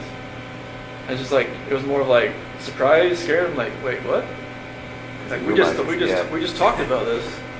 Like, people have brought up the fact like, oh, she was probably pregnant before. Like you guys even talked about it. I'm just like, it's not. No. But like it was insanely fast. I give it that. Like that's the only reason I ever gave that notion. Like even the moment of thought, because it was like faster than any other time that she'd gotten pregnant. You just didn't seem happy. Like, you know what I mean? Like, Yeah, I don't remember the video much. I know she was wearing like a "Oops, we did it again" shirt, I think, and I was walking up with my cooler or something. And I don't remember like my actual like reaction, like watching the video, but like I could see her probably see like didn't seem like he was jumping for joy type thing. yeah, it didn't seem like that. Did you watch the one of when I found out about Cece? Oh, Oh, okay. is it totally different? Yeah, it was. Yeah. Yeah, it was because Bella was in the crib and it had an eviction notice on the. Oh, yeah, I on think the you told me about it. Yeah, I never saw it though. Yeah, I picked up Bella and spun her around and whatnot. This time it was just me and Shanann, and she was in the kitchen. I don't know, like I don't forget what date it was. Maybe like June 3rd or 5th or 7th. I'm not sure like what date it was in the video, but maybe I already felt guilty about talking to Nikki at work. Yeah. Maybe that was going through my head. Is that the potential timing? Does that make sense? Okay. I don't remember the video, what day the video was, but I knew like I'd kind of met Nikki around like June 1st. I knew like she told me like afterwards. When you say met her, you mean like went on a date with her? No, I never went on a date with her until she was in North Carolina. Oh, okay. Just like flirting stuff. Yeah, I mean there was natural flirting back and forth, and that was just like I knew that like with that video timing, I probably just looked like I was like felt guilty for even talking to the girl at work. Well, you probably did, right? Yeah.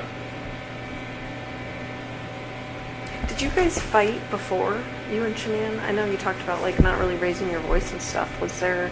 Because I want to say, didn't a neighbor talk about them fighting and stuff? Yeah, but that was embellished and exaggerated, and he retracted that. Oh, he ended Yeah, up doing that? he retracted that. So. Did you guys ever fight? Did you ever? No, I mean, Was there any domestic violence in your house? Like, No, like we never. this is strange to us to Even have. from her to you, I mean, Yeah. she gets mad when she's pregnant and grabs a knife or No, like I mean, scratches you or smacks you around or nothing?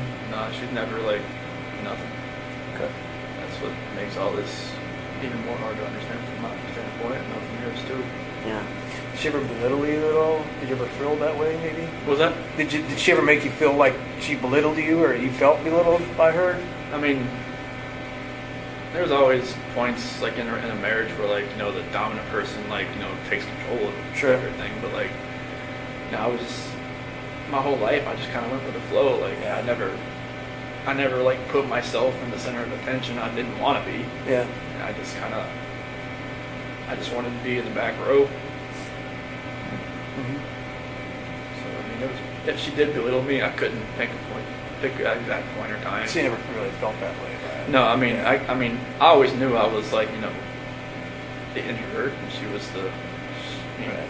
She took control of most situations. Like when people came over, like I knew what my role was. Yeah. Like I watch videos of like cooking, or she'd make like power balls, or or like protein balls or whatever. Yeah. You just don't seem like you want to be in those videos. No. Like I feel like you were being forced to be in those videos. And correct me if I'm wrong, but Yeah, that's what it seemed like to me. I hated to be in videos. I hated. I mean, I did it for her, because Right. it was for her business and Sure. stuff. But like it was, I hated just being out Yeah. for everybody to see. That's why like the whole like the gender reveal thing, I was just like, I didn't want it to be like some live Facebook video. I'm just like, no. Yeah. But like I never wanted to be out there. Yeah. I know, I'm like, Well, even when she was, because we talk about this a lot, Tammy and I and Dave, even when it was, I think it was Florida on some Lavelle or Thrive thing, and she's like, here we are, and it's all expenses paid, and I was like, I remember looking at you and thinking, like, he is not into this video right now. No, you don't look into any of the videos, I'll be honest with you. I wouldn't be either. Yeah. That's not me. yeah, I get it. I'm I mean, not- I remember you talking about, like, she would even post stuff for you. Like, Oh, yeah. because you're technically a salesman, too, of Yeah, I was- Lavelle, of yeah, Thrive. That's 'cause, like she put me underneath her, and that like anything like any of my friends or stuff, like anything I do would help her. Right. So it was just I would send her pictures. Like I should I take a picture with your patch? I'm like, okay, send it to her, and then she'd make a post about it. She was like, oh, you need to take more control over like your business and stuff. I'm just like, I don't know what to talk about. Right. Like if I went up to talk to somebody at the mall or at the pool or somebody about this, I'd just stumble all over my words and just like they'd be like, okay, bye. But no, Yeah. yeah, I'm not a salesman. Jesus, I mean, she could sell everything you're wearing back to you, Right. and you wouldn't even know it. Like, wait, I just paid $20 Right. for this shirt. I paid $20 for it. Yeah, it's those videos were not me. I did it just to support her. Like she would always say, "Oh, Could you tell her no? Could you say, I don't want to be in that video? Or was that an option? Probably not an option. I mean, it's like she would have been like, "Oh, why? This is to help our family. This is for to help this and that." So I couldn't have told her no. I mean, it would have made her mad. I would have been like, no. I wouldn't even start that just because it's for the business, it's for the family. I was just gonna try to help out wherever we can. Right. Did that actually make money? Mm-hmm. So not only just more sales, but it actually put money in your guys' pocket? Mm-hmm. Okay. And she made probably in that last year probably as much as I did. On commissions, basically? I mean, I know that's a simplified version of it, but... Yep. I mean, it's And they all don't that. take taxes out on it, so. Right. So that was like the good thing, and they paid for your car. Mm-hmm. Yeah. So Did they give you an allowance or something to buy a car? yeah, well, if Or lease it? if you're a certain level, like a 12K or above, they give you a car allowance once a month. I'm not sure how they made money. The owners doing that, but they did. Yeah. Unless there's just like an insane markup on the product, which I probably guess there is. Probably is, yeah. I'm not sure how much it costs for them to make it. Yeah. Did you feel like a different person wearing those patches? Especially like the Duo, the Burn. I mean, it felt. I mean, like the Apple Watches. Like if you look on it, like when it tells you you're exercising, it says I was exercising like all day. Because my heart rate was like up Oh. just from those patches. Was it just full of caffeine or what? They just have something. They had something in them. I mean, I had the black label ones, the longer black ones. Those had caffeine in them, but it never had that effect. I mean, the Duo Burn ones, the ones that are more of like the fat loss type. It felt like I was working out all day, even though I wasn't. Oh, were you tired? I mean, I know at some points, even Nikki said that, like, I'd fall asleep on the couch, on her couch, while I was talking to her, and then, like, pick back up like I never knew I fell asleep. Which I don't know if it was, like, an insomnia thing or what, but, like, I wasn't sleeping much, You had a lot going on then. Yeah. Yeah, but those are the only patches I really felt like a real big difference on, just because it felt like I was working out all day. Mm-hmm. You don't feel like they changed your personality or anything like that, though? Or do you? I don't really know. I know I just felt different on those than any other patch. I felt like I could just go longer and longer each day. Mm-hmm. And I'm not sure like if that was probably a bad thing, because I don't think I was probably sleeping more than 3 hours a night. So would you when Shanann was gone, would you stay with Nikki and then go home for to get ready for work? Yeah, I just wake up at like 4:30 and go home and get ready for work and leave. And I just work out when I got back home. Mhm. What were the conversations with Nikki as far as at some point you guys were talking about her helping you find an apartment? So what did you guys talk about as far as your future together? That didn't really happen until like I got back from the beach. So I told her like I lied to her like, hey, like I had talked to Shanann about getting a separation. And that talk hadn't happened yet. No, I mean it kind of like not. I mean, she knew something was going on at the beach. I mean, we weren't sleeping in the same room, and then she even mentioned the fact like, hey, Colorado's 50-50 state or something like that, and which I was like, okay, well, I guess you looked it up. But that actual talk hadn't actually happened. I was just like, I thought it was going to happen. Yeah. And so in conversations with Nikki, and I get it. I mean, you're telling her like the progress toward the divorce is a little bit more than it was. Mm-hmm. And then so what were you guys planning? So it was more of like she was going to help me find an apartment that was affordable. That's kind of just around like Brighton or maybe just close to work, like Fort Lupton or something around there. That's kind of like where my area was. Mm-hmm. Did you talk about moving in with her? She didn't want that. She didn't want that. Would you No. have done that if she would have been cool with that? I've been a little too soon, I would have thought. There was just, we'd only been really seeing each other like almost like a month or maybe just talking about 2 months. That would have been really. But she called her house, like her apartment, like her, I don't know, like her, kind of like a shield or kind of like her, she had another word for it, but. Like her safe place? Yeah, like a safe place or something like that. And she didn't like, people like to invade it, but that's why she always let me come over, because she said she felt like it was fine, like her dog liked me and everything. Like she would say, hey, you just ship people along here type thing. Like, oh, okay. So you and Shanann, did you talk about selling the house? Or what point did you? I mean, there was some discussion there with Ann Meadows. Yeah, she had sent an email to Ann about like how we would go about like selling the house. Yeah. And I think Ann told her about Ann was always about getting pre-approved. Just like like if you're going to sell your house, get pre-approved for like another house, so it's like much faster. Yeah, so you can just quickly transition from one to the other. Okay. When did that happen? Remember? I think it was either right before we left.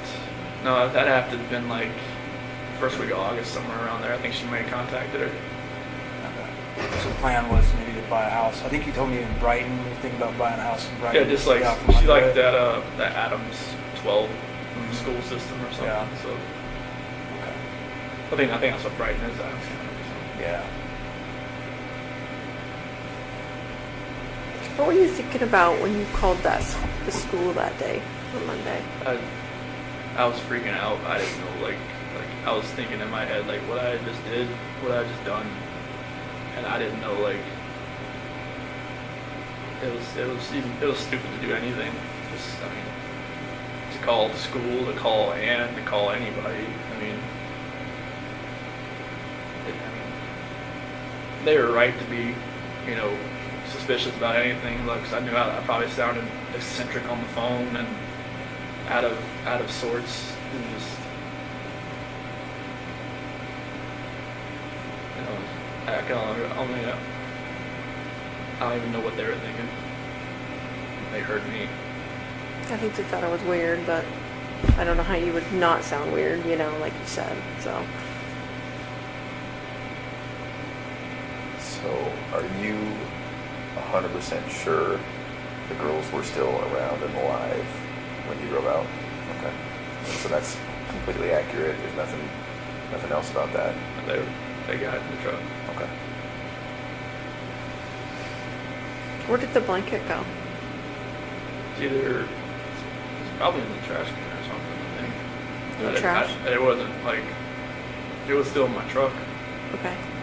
We thought we saw some GPS where you had stopped by near construction roll-off dumpster. Is that true, or? I think that's like, I dumped my clothes in there. So that would have been on the way back to the house? in my neighborhood. Yeah. When Officer Kunab was there? Okay. Was it one of those red construction dumpsters? More than likely. Okay. Did you pack new clothes? How did that work? I already have some in there because, like, in case we have like a spill or something. Oh. Yeah. If you ever get crude oil on you, you don't. Yeah, I have like 2 pairs of boots, all kinds of different stuff in there, just because like this one time I had to clean up a spill and I had defrost on, and I had like a headache for like 2 weeks because it's like the crude oil that comes. It's that. So I always have something in there. So where did you keep them after you took them off? Like, did you just change out there into your new other clothes? So like I dumped my clothes in that dumpster. But that wasn't that on the way back? When you were coming? Like, you'd already worked the whole day, Yeah. right? I'd work. No. Well, I'd work like till like 11 or so. 11. Yeah. So that was back when Nicole Atkinson. Yeah, when she was at, Yeah, when she at my called. house hitting the doorbell, that's when I Right. knew someone was at the house. Right. Did you think right then, like, oh fuck, like here we go? Or what were you thinking then? I didn't even know why she was there. I was like, I didn't know, like, maybe she had an appointment or something with Shanann. I didn't know. What did you think, like, that day, like, what you were going to say? Like, what was your plan? Were you just going to go home and be like, report to the police that your family's gone? I Or had, like, I had no idea what was going to happen. Like, after everything, I mean, I don't even know how I was even acting even normal to people that I was around. Because when, like, Troy and Cody and Chad and Melissa and all them, like, you know, when they showed up on the site, I don't even know how I was even being somewhat even coherent what I was saying, but apparently they understood me. So I didn't know what was going to happen. Like I said, this wasn't like something like some Criminal Minds type. like, well thing. thought out? Yeah, it wasn't nothing like You that. just minute by minute at that point. Yeah, I had no idea what was going on. So once the girls were gone, was it also just a minute by minute thing as far as the oil tanks? Yeah, I didn't know what to do. I mean, just thinking about an oil tank just makes me want to throw up. And was that just because it was in front of you and there it was and it just presented itself? It wasn't a plan beforehand? Okay. Was there any reason why the separate ones? No, it's like you said, it was like going up the stairs, and it just didn't. No, like what Frank said is like I was trying to separate everybody. That's not. No. No, Yeah. I didn't want to separate anybody. What was the reason? I can't even tell you. It was like I said, like something else was in control of what I was doing, and it was like I was doing something I never thought I would ever do in my life. Did you think there would be less chance of someone finding them if they were in separate tanks? Or I don't know. Sounds like he's over there. oh, I didn't. Whatever my reasoning was in my head that day, it wasn't sound. It was nothing was right. And you don't even remember thinking about it? No, it was just like it was like a reaction of something that I wasn't even thinking about. Yeah. Can we talk about the trash bags? Do you remember that? Oh, There were two. okay. Yeah, I was trying to, because like she kept, I didn't want to, like when I was putting, there's one coherent, I guess, thing I had, like I didn't want the girls looking at Shanann while they were in the back seat. so what'd you do? I put a trash bag on one end and on her feet and on her head so they didn't have to see. Okay. And they were just too little to kind of figure out, right? Yeah, they didn't notice. Okay. That's good. I just know, like, when I was driving up there, I mean, you know, they were just, you know, sitting there just, you know, kind of asleep or kind of just, like, you know, holding on to each other, laying in each other's laps. You know, I didn't.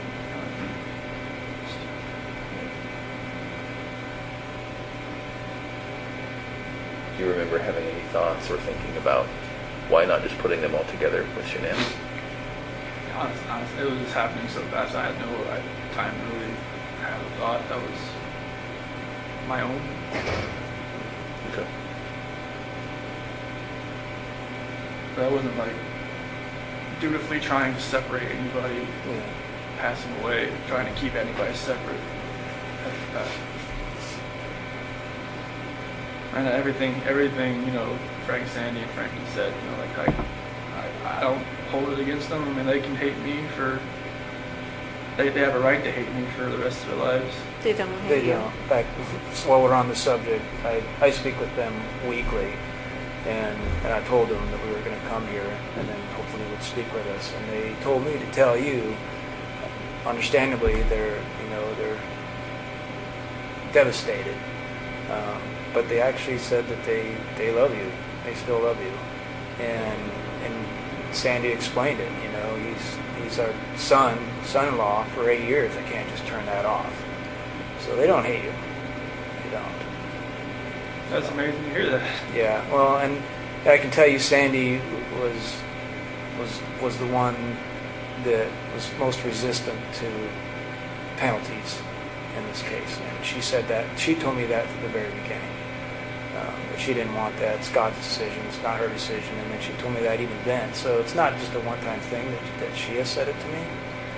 It's been over the whole course of the event. So that's probably one of the most honest things someone's ever told me. You know, so it's pretty amazing. You know, faith is.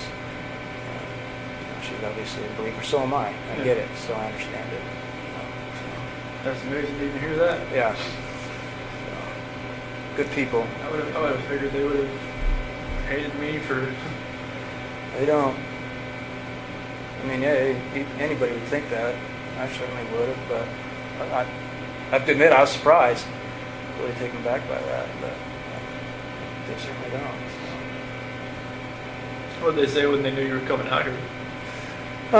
They said they want to know, details because they need closure, and that's really all they want, and they want to keep it private. And I said, well, absolutely. We'll talk to them about what you told us, and just so they can put it past them, because they're having a hard time dealing with it and trying to get past it all. And I think that may help, just to know. Closures, I mean, my parents still think, like, I told them I pled guilty for a reason. Right. Right. And, like, I told it to them when they had that video phone thing in Colorado the day before, like, I pled guilty. Like, I plead guilty for a reason. Like, I didn't just, I knew other people were watching. So I didn't just go in and, like, just say anything. But, like, they seemed to take it. Okay. And What made you do that, Chris? What made you plead guilty? I didn't want anybody else to. I didn't want them to go through this for 2 or 4 years. I didn't want my attorneys to lie for me for 2 to 4 years. Like they would have done anything I told them to do. Sure. That's what they're. I don't see how they can do that. And like that's what attorneys do. Like they take their defendant and they say, hey, like, what happened? Okay, we'll go with that story. Like I told them everything I just told you guys. And it's just like they got together like, well, if they ever offered a plea deal, would you ever want to like just plead guilty to? I'm like, yeah. I mean, if we can end this, end it. Like I was like in September, I told them that. Really? Yeah, they like, but it was way too early, and prosecution was still doing their investigating, still grabbing evidence and all kinds of stuff, and that wasn't even really on the table. So I think it was like around Halloween. I think that's when the prosecution went to Frank and Sandy and Frankie's house, and it's talking like, if we can end this, would you be open to that? And that's when like the whole death penalty and everything, all that conversation happened. And I guess they were surprised that it would just be over. Yeah. And We were all in shock. I'm not gonna lie. yeah, that was like. It's like we were going 100 miles an hour, and then we just hit a brick wall. Like, that's what it felt like to all of us. So, I mean, obviously you had more time to contemplate it than us.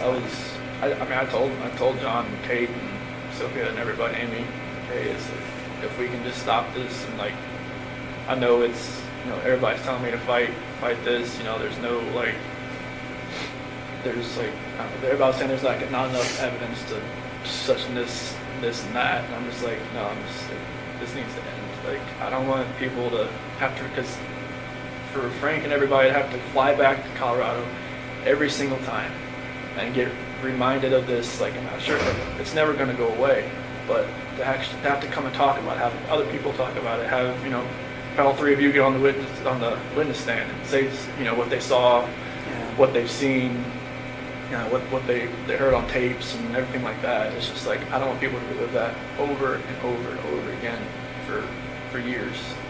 Like, if I could just end this for everybody, and then, like, if there's any closure at all, they could, you know, they could start then instead of like in 2022. Right.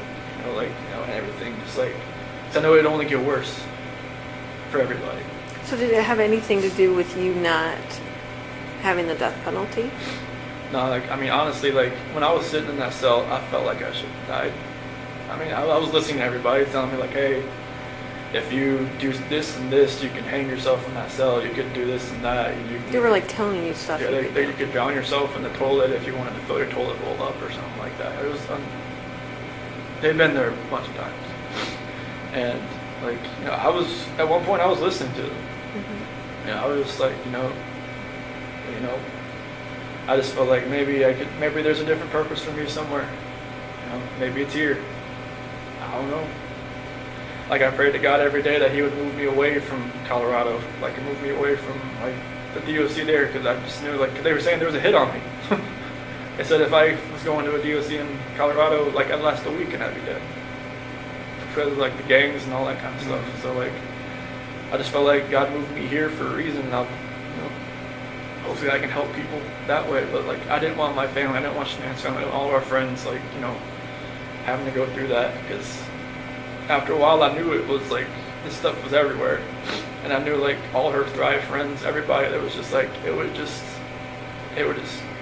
broke just that hole in their heart just a little bit bigger every time.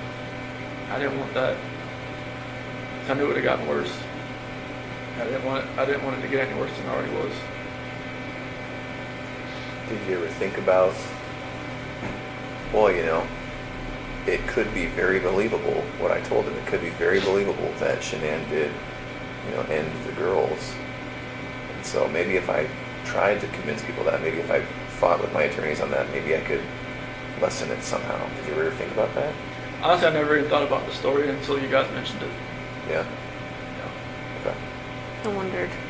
I never even thought about it until you guys mentioned it. Or what did you think about it once it got mentioned?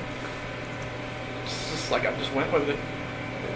I didn't, like, you know, I knew my dad was out there. I knew it was like, you know, I knew they would probably believe it because, you know, my mom and my sister just never really liked Shanann.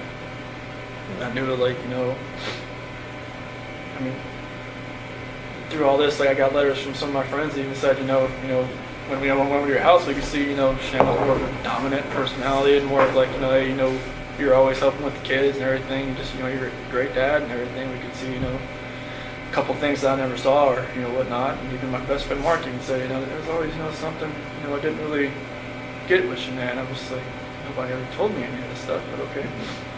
But yeah, it was, I never thought about that story. And, you know, that's what my attorneys were going with. Yeah. And then, like, I think it was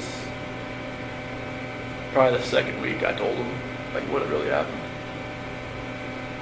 What did they say after that? They were quiet. They were writing it down. They were, they said they wouldn't judge me, so I told them. I told them everything that happened.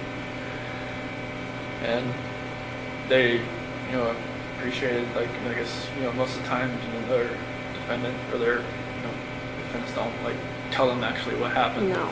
Yeah. They just, you know, tell them, all right, get me out of here. This is what happened. But I told them what happened. I didn't want them going, if this was going to go, like, anywhere in the courts, I didn't want them to be under a false pretense and, like, get surprised.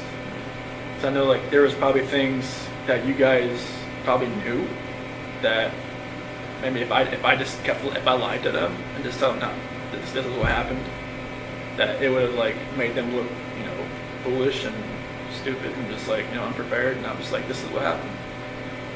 And they, they appreciated me telling them that, so now they would be prepared. And that's when they were saying, like, if it was ever, if we ever went to them, the prosecution, and say, if we could end this, would I be open to it? I'm like, if it could end it. I know there was like, wasn't her phone found on the couch or between the couch cushions? Like, did you plant all that I stuff? just threw it in there. You just threw it in Yeah, there? I was- Why did you do that? I don't know what was going on that morning. Like, even like, her watch, her phone, like, if I was actually, like, if I'd planned this, I would probably just take it out to the field or something, But, What about her ring and stuff? What were you thinking about that? It's like, maybe she actually really wanted a divorce. Maybe she didn't want to fix it. Just put it there on the counter. She took it off? Or did you take it off? I took it off. Okay. Oh, so that would look like she was saying, I want a divorce, I'm leaving it here when I'm taken off. I see. So the phone and her watch and the couch, was that morning before you left to go to service? Okay. That's, I think, Nicole's son found it or something. Yeah. What other things did you do that maybe we even missed? So the phone and the watch. I think I threw the therapy book she wanted me to read in the trash. That was that morning? I think so. Were you trying to make it look like she threw it in the trash? I don't know. I just Oh. I just didn't think nothing was ever going to work again. So I didn't know what was going on. Did you go down to the basement? I thought the basement door opened. Yeah, the door is open, but yeah. So there was a lot of movement, I think it was around 4:26 or something. And the garage door opening, the basement door opening, and then of course the living room sensors and all. Do you remember what you were doing all during that time? Other than You had a going lot of in and out steps. the garage. I'll just say that. Okay. So like the basement, I'm not sure. I mean, the only thing I really have down there is my workout, the bench press and whatnot. Do you remember going down there for anything or opening that door for anything? Did you think about, well, maybe I'll take her out that way, or is it a walkout basement? No. I wasn't at your house. No, Okay. it's like a garden level basement. So Okay. But no, I don't remember really. I don't think I worked out that morning. Like, were you packing your lunch in the kitchen? Like, did you Oh, have to yeah. do all that normal Yeah. stuff? Yeah. Okay. Yeah, I packed the lunch and everything. Did all that, but I don't remember about the basement. Unless I just worked out that morning, I just don't remember. I don't think I did. So one of the more, Unless there was a trash bag down there at that time. Yeah, you got trash bags from there. Maybe there wasn't any in the garage and I went down there and got one. Do you normally carry a roll of trash bags in your truck? No. So there was a roll in your truck. There was? Yeah. Maybe I just grabbed it and brought it with me then. That would have been kept in the basement, maybe? Or Basement or the garage. or the garage. I'm sorry, what were you saying, Graham? one of the more kind of poignant or tender moments in all of this was seeing you with your dad when he came in. What was it like when you picked him up at the airport? It was very strange. It was kind of like I almost knew this was probably the last time I'd ever see him on the outside. In my head, I knew that. Yeah. What'd you guys talk about? Honestly, like, he just wanted to talk about sports. He's always the kind of, like, distance himself from like a problem type thing. Like, when, like, if there was ever an issue or anything like that, he always want to talk about, like, just bring up, like, when I would try to get him to quit smoking, like, all the time. Like, that's after, like, I graduated high school and whatnot. He would, Are you talking about cigarettes? yeah. Okay. And he would always, like, just change stuff. He'd be like, oh, you know what happened in the race?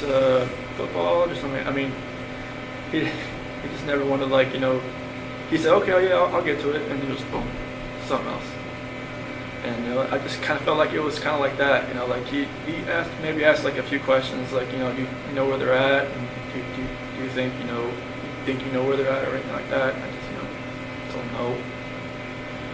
And then like, start talking about, just want to talk about sports and just like normal things. And just kind of, I'm not sure if he maybe knew anything, maybe he kind of figured out something maybe happened and just wanted to talk to me as his son. Is it possible he saw that you were in a stressful situation and wanted to do what he always did? Make Yeah. things comfortable. I think that was a good way to put it. I bet you picked up a lot of that from him. Yeah, because stressful situations, like the gray hair didn't show it, but like I try not to be in stress.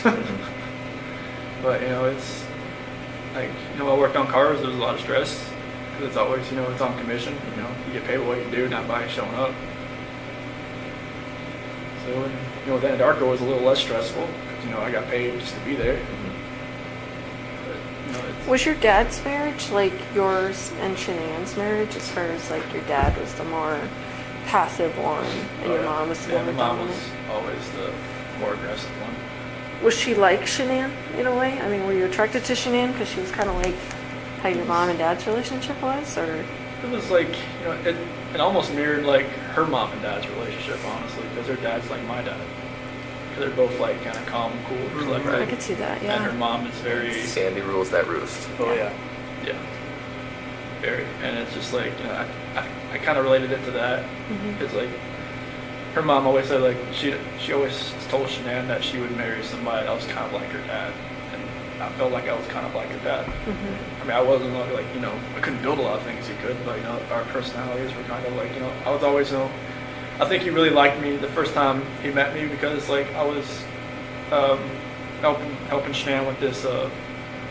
She had got this car from the dealership that she worked at, and she was driving around and it felt like the wheel was about to fall off. And I pulled over where her dad was, and I got underneath it, jacked it up, and I was like, trying to fix everything. He's saying like any other guy she'd ever dated would have just like stood by and watched me do it. And so like that's when he really like kind of like me. Took to you.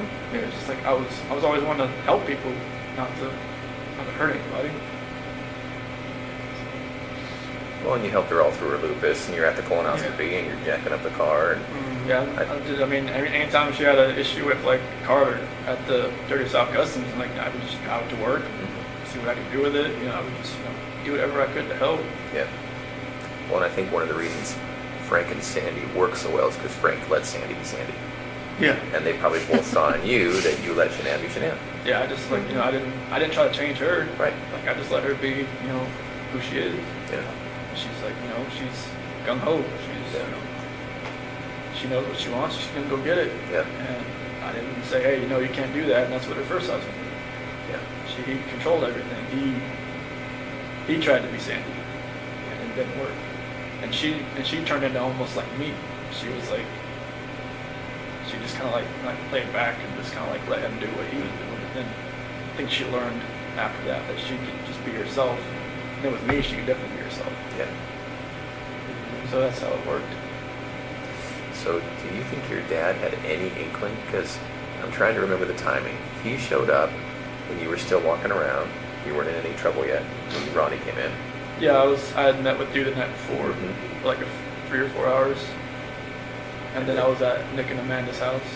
Okay. Amanda's there, and that's when I went to go pick him up. Okay. And you picked him up. It was early that morning, right? He was like 10:30, I think, when his flight came in. Okay. And then so from there, you guys probably drove home and then to the police station. Yep. And the talks there were no type of confession from you. Okay. No, it was like he was just gonna wait. Okay. I told him like if you're hungry, there's like that barbecue joint down the street, Yeah. and like it's good. And just, he told me he never left. He didn't. I wasn't lying. Yeah. He was faithful. He was. Yeah, I don't know how he lasted that long without food. We ended up giving him food. Yeah. Oh, okay. He was great. And the reason I ask is because when I look back and watch the video, now knowing what I know after talking to you today, I can see how genuine he was. But I just didn't know if you guys had come up with some sort of plan. Okay. No, we never talked about anything Okay. like that. I don't, if I had told him anything, he would have probably just told me to just tell them right away. I think you're right. Like, he would have still loved me either way, but he would have told me you need to tell him, Yeah. like right now. Yeah. Like, you don't need. I mean, I didn't think I was gonna be there for 14 or however long it was, like 10 hours, however long I was there that day. You were there a long time. Yeah, but it was. He would have told me just to say, just to tell you. Yeah. Did you know walking in there that you were going to tell us? Or did you think, I didn't. I mean, I knew there was a reason you brought me back in. I know. Well, for the. what'd you think about the polygraph? That was horrible. Why did you say I that? don't know how you do that. Why do you say that? Because Tammy's a torturer. I am not. No, like, I mean, Tell me. You answered. You asked me questions for like 3 or 4 hours beforehand, and then you do the polygraph, and it's like you just break down somebody's brain to where like. Too it's like much or too what? much. Jello, and it's just like I know it's you guys have a job and you have a plan, and that's you executed it. She's thorough, right? There's just No. there's Yeah. no way to get out of there without the truth. No, I mean I kind of knew like because right when you asked me about like Saturday night, when I told your brother walking in, I was like, man, she was like going through her head. And I was like, fucking lie. Well, we did know, we found out about Nikki right before the polygraph. I figured that out after with meeting with John and everybody that Yeah. she had met with somebody from the CBI, Mhm. like on the 14th or the 15th. I was just like, wait, they were talking. Oh, okay. So you already knew. So, but I mean, I didn't know how extensive it was, but yes, we knew. yeah, I mean, walking in there that day, just walking into that room, I knew I wasn't walking out. Yeah, Just the feeling I had walking in that room. yeah. Just seeing, I mean, I don't remember if the polygraph stuff was already in there. I think it was. It was, yeah.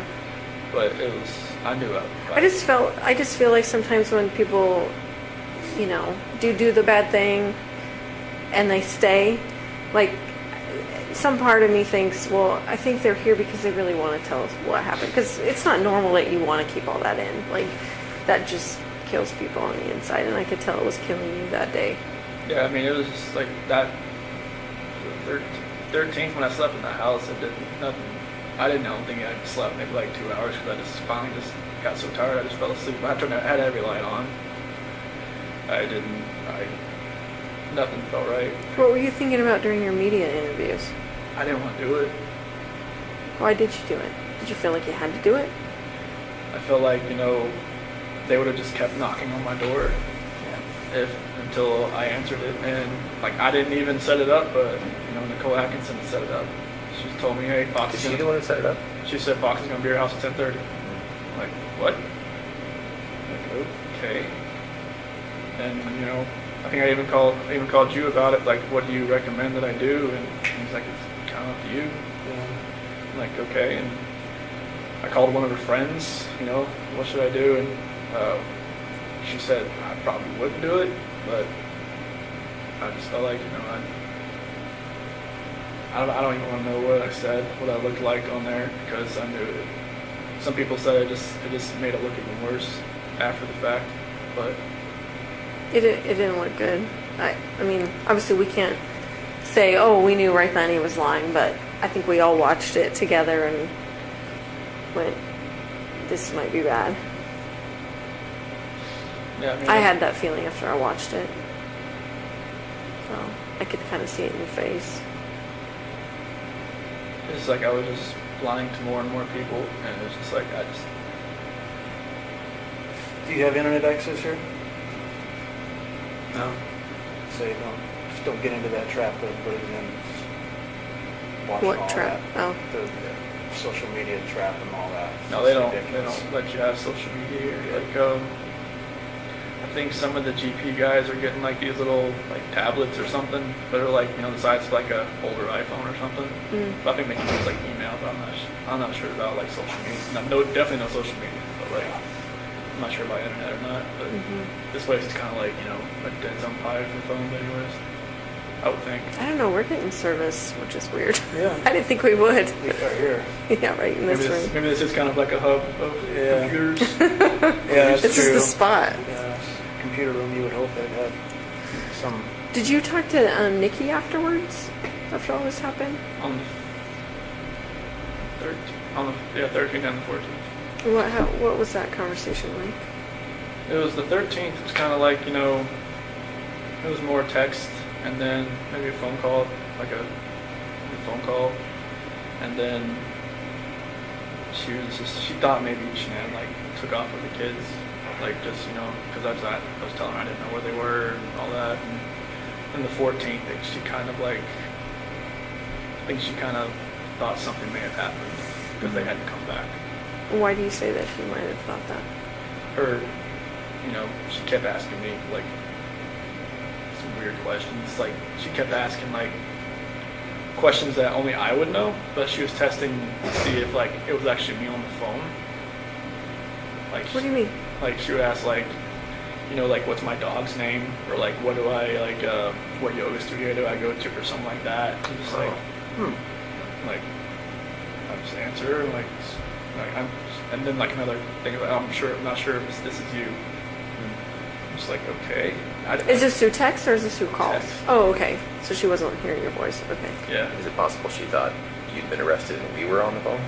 One, either Shanann had my phone or somebody else had my phone, or Right. like maybe, you know, maybe she thought it was. Well, hopefully Shanann would know all the answers to those questions, right? No. This is Nikki asking me. Yeah, but Okay. if she's asking you your name of your dog and what yoga studio, and Yeah. like, wouldn't Well, Shanann know that? maybe she thought, you know, maybe I was with Shanann. That she was just trying to find out who she was. Mm. But yeah, like some of the conversation, like on the 14th, got a little weird. I think that's when she met with CBI or something, or FBI. I'm not sure who she met with first. So she talked to you after she met with? Nope. Oh, she That did. was like she had told me like, this is the last time you'll probably hear from me. I'm going to stay at my friend Jim's place while this is all going on. She said not to contact her until this is done. She told me to delete everything, and I didn't delete everything. I just okay. I'm not sure why I didn't delete anything, but probably helped you guys out a little bit. But She told you to delete everything? delete all conversations. Did all she tell you why? correspondence. She just said delete it. Which I don't think you can ever delete a text message. We're pretty good at getting deleted text messages. Did when your dad came in, one of the first things you guys talked about, he said, you know, kind of quietly, I cheated on her, I cheated on Shanann or something. Your dad didn't know until that time? No, they had, when I was in North Carolina on August 6th, when I spent most of the day with my parents and my sister and everybody, you know, they had, I had told them like something like, you know, this, I don't think this is going to work, like, with what happened with the nuts and everything, and they're not being able to see the kids, they're like, you know, this is the first time they had talked to me, and pretty much. Oh, because you went 3 weeks or something, right? Yeah, because Shanann had told me to call him while I was at the beach just to smooth everything out, because she was like, all right, whatever's going on in your head, you need to fix this. But she didn't want she didn't want the kids to see him, she didn't want to see him. And then like when I did see him on August 6th, it was after I went and saw my grandmother. She's in a nursing home. And she still wouldn't go see my parents or anybody or the kids. So I just told her to leave me there, and my dad come pick me up, and you know, spent the whole day there. And I just they were, you know, they said they want to see the kids. They just don't know if they could ever like, you know, just forgive Shanann for everything that happened that day. I guess, I mean, I'm not sure like everything that was said that day when they had that argument, but apparently it was like a knockdown, drag out, like bomb that went off in there. Pretty hurtful things. Yeah, I'm guessing so. And you know, they just don't know like if they could ever forgive her or not. And I just like I never told them about like, you know, cheating on her. Like they even asked me, is there somebody else? Oh, did they really? Yeah. So they could kind of sense maybe something's going on. Yeah, because Nikki was texting me the entire time I was over there. Oh. So like, they could kind of see like I was texting somebody, but it was like maybe they kind of knew. Like even like when I was in San Diego talking to my friend Mark, I told him about Nikki, but I didn't tell him like I was gonna meet up with her. Okay. I told him that, you know, I was trying to like, I should have just told him right then. Maybe that would have helped me. I know maybe he had an instance where there was some girl coming after him, and she was engaged, and he ended up getting with her, and then they were together, and then she cheated on him. Is this before he was married or during? It was after. Okay. But like he could have, helped me, but I just, I never told him the whole thing. That, it was a lot further along than I wanted it to be. That's interesting to think about, right? Because your dad could have given you some good advice. Yeah, everybody. Now this is my friend Mark. Oh, Not my I'm dad. sorry. Okay. Yeah. When I was in San Diego. Oh, I gotcha. So you think you told Mark about that and hoping that he maybe questioned you about it, or? Well, I was, because Mark, my best friend, I grew up with him since I was like 8, 9 years old. Yeah. So like, he had been married before, and it didn't work out. I guess they were stationed together or something, like over in Korea. And I should have just kind of just came out with like the whole story, like I just told him there was this girl at work that I've been talking to, but I'm just distancing myself from her. Yeah. But that wasn't the case. I was just letting it exponentially get worse. Right. And if I had told him like, hey, Yeah. he would have been like, whoa, man, like, all right, take a step back and look, Yeah. Right. and like don't like fall into that trap, being you're gonna be alone for 5 weeks. And there's times I wish, like maybe Shanann didn't have to go away for 5 weeks. Maybe we all just went for 1 week. Yeah. And nothing would have ever happened. It's 5 weeks alone, that's the only reason really that was almost even allowed to happen. There are quite a few people who would tell us, and who do tell us, you need to look into Nikki more, Nikki Kissinger. All the way from the extreme end of things being Nikki's the one who ordered the hit. She was there. I'm in the basement. She was there. Yeah. So the extreme is she's the one who told Chris to do it. She's the real problem. All the way, that's the extreme side, and then all the way to, well, there were these texts where she was infatuated, she was in love, she was saying how good Chris was in the sack, and maybe we should look at her more. What would you say to those people? She had her moments where I had to talk her like off a ledge kind of deal. What does that mean? Like, I guess after the fact, there was like videos of her that she was like recording herself because she was like bipolar or something. I never do that. But it's like, and she would get worked up about nothing. She would just like, she came to my house once because I think it was like July 4th. I didn't have to work that day, so I didn't like get up at like 4 o'clock and go home. Mm-hmm. And Shanann called me like 10 times in a row, and I didn't hear it because I was sleeping. And I was just like, and she was pissed. Shanann was pissed. And like I called her outside, like, where are you at? Like, what? Like, I was like, I didn't have to work today. It's like you called me at like 5:30. It's like, my kids want to talk to you at 7:30. I'm like I was sleeping. She's like, she just like, screw you, like I don't know where you're at. And on the phone. And I went back inside. Told me I gotta go. And she was just like, okay, are you coming back? I'm like, probably not. So wait a minute, you kind of lost me there. Were you at Nikki's place Yeah. when Shanann called you? Yeah. Okay, and so you were sleeping in her bed. Yeah, because I wasn't going to work that day because I I gotcha. didn't have to that day. It was Okay. the first holiday I ever had off. And, Shanann was pissed, and, it kind of pissed Nikki off too that I left. But I think that's when I called Nikki later, and she was like, she kind of realized that, she'd always be like, the second, she said second fiddle. Sure. And because that's how I would come back that day.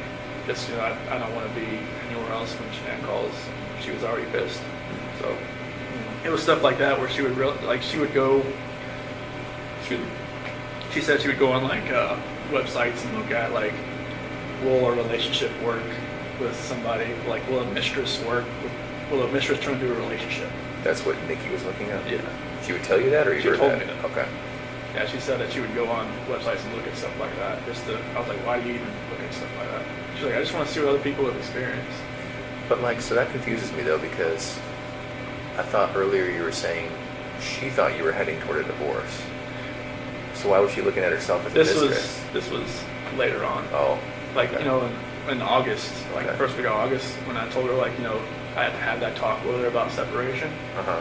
That's when like she started looking at like apartments and stuff. But like during our July relationship type thing there, Oh, I see. that's when she was looking up like, will it actually work? Okay. She told her friend Brittany about it, I guess. And Brittany told her not to do it, but she said she'd already made her decision. Okay. And so, are those people absolutely wrong about Nikki? She wasn't asking you to get rid of your family? No. Are you sure? Yeah, I'm sure. Okay. And no part of any of this was because she put it in your head or asked you to, or? No, she never. I mean, this whole relationship contributed to it. Sure. But she didn't Okay. want me to. I mean, was it ever like, I wish you didn't have kids, I want to have, kids of my own with you, like? She never knew if she wanted to have kids, but she said that, at one point she said, I'd like to give you a son. Did she know that Shanann was pregnant with a boy? No. Did she know Shanann was pregnant? No. And why is that? You just didn't tell her? I didn't know. Because we had met. But Shanann put that on Facebook. That's Like, how did she not see that? I don't know. Maybe she did, and she just was waiting for me to tell her, or she put it out of her head. Can I ask you a question? A lot of people think you named Nico after Nikki. So what was that? Nico was actually a name that Shanann liked. Okay. Shanann thought of that one? Yeah, I wanted to spell it like N-E-K-O. I thought it was like Nico that way. Mm-hmm. But she said N-I-C-O, and I thought it was something like Nico or something. Okay. I guess Nico is more of like an Italian name. Italian, yeah. So, and like she did leave for, my middle name and my dad's and all that, but like Nico is like, that's a name that she always liked. Okay. Did she name all the kids? Did she name Bella and Celeste? Yeah, Bella, because Italian means beautiful. Marie, mom's middle name. Celeste is her grandmother's name. Catherine's Shannon's middle name. Did you have any input in their names? I just told them I liked them. I was like, if we had a third child, I was gonna, maybe we could have like Lee in the middle name, but I knew like the girls' names. It was, I love those names, so I was like, that's cool. Mm-hmm. Especially like with the, you have little nicknames for them, like Belle and Belladine and Cece, obviously. So it was good, but yeah, Nico was, it was. Okay. Can we go back to the house on the 13th? So, at one point, right when you got back there, Coonrod was there, Officer Coonrod, and Nicole was there. Mm-hmm. And then you went in the house and you were for about a minute or so before you let everybody in. You remember what you were doing in there at that time? So I went into the garage, Right. and then I ran around and I opened the front door. Yeah. Opened the front door did everybody come in through the garage or the front door? Everybody comes through the front door. Yeah, so I came in, I went in through there, I came in and opened the front door, and I ran upstairs. And I just was like, I was looking around. Okay. That's after everybody? Did you go around the house at all before you opened the front door? No. I didn't run around the house. I stayed down on the bottom, Okay. bottom floor, and then Yeah. went and opened the door. Yeah. Okay. Just curious. And I ran upstairs and everybody else, and that's when Nicole's son was on the phone, and I was going, acting like I was walking through the house. Yeah. Shanann had her bra on. Was that normal that she would sleep in her bra? Every once in a while. I mean, she just got home from the plane, so she didn't even take off her makeup or anything. Maybe she was just that tired. But normally, I don't know. Did it not come off when you guys had sex? I don't think so. Sometimes she just, she keeps her shirt on and she doesn't want me to do anything. Just like, she wants what she wants. She knew what she wanted. That's what she wanted. Was it just missionary sex? Yep. And when her final resting place, was that just naturally what she was wearing? You didn't change her or anything like that? Okay.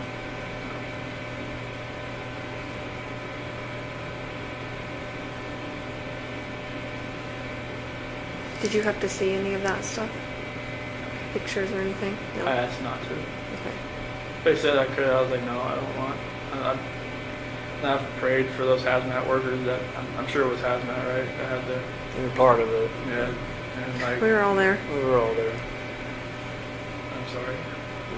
Yeah, I never wanted to see it. I just prayed for that. I'd rather have to be there. I never wanted to know what the aftermath was. And they said, like, if this ever got to ever got like a preliminary hearing, that I would have to see him just to be prepared and not have a reaction, an initial reaction. But I was like, I don't want to see him.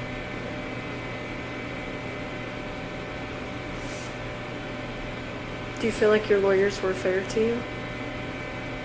Yeah. Yeah, I mean, they were my only human contact, really. Yeah. So they're kind of like, almost like a guidance counselor almost. Yeah. Did you feel like you were driving the bus though, with your decisions you made? Yeah, I or mean, no? I was like,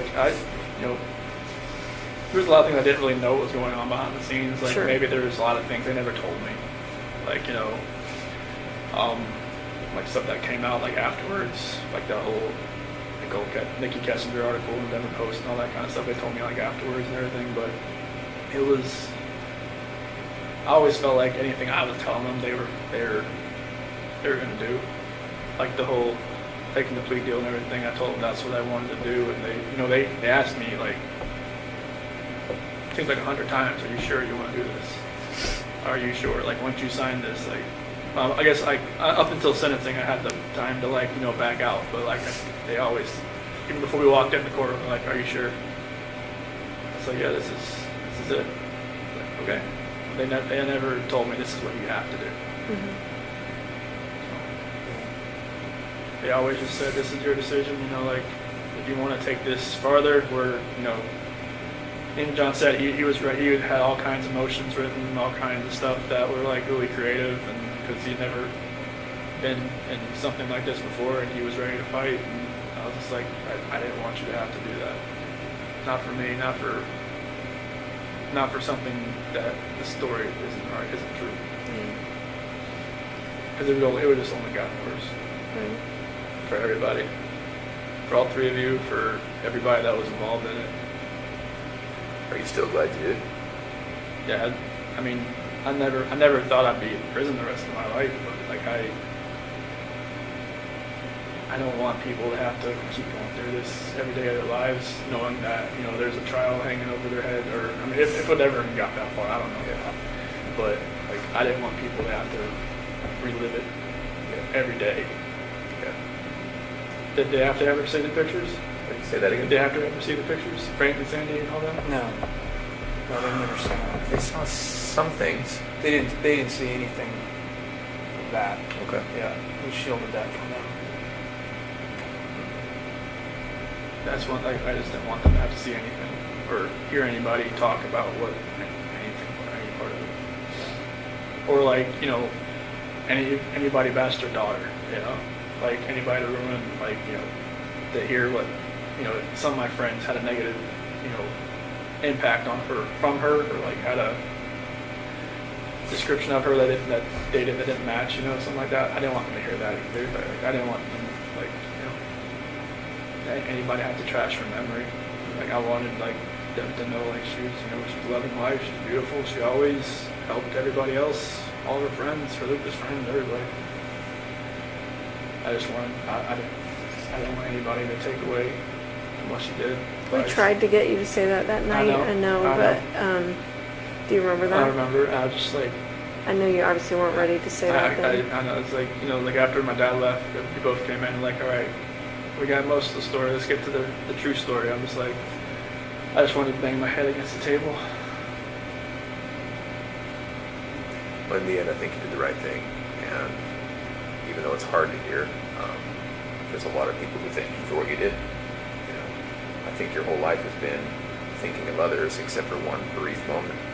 I think you really did think of others when you made that choice. So I personally thank you, right?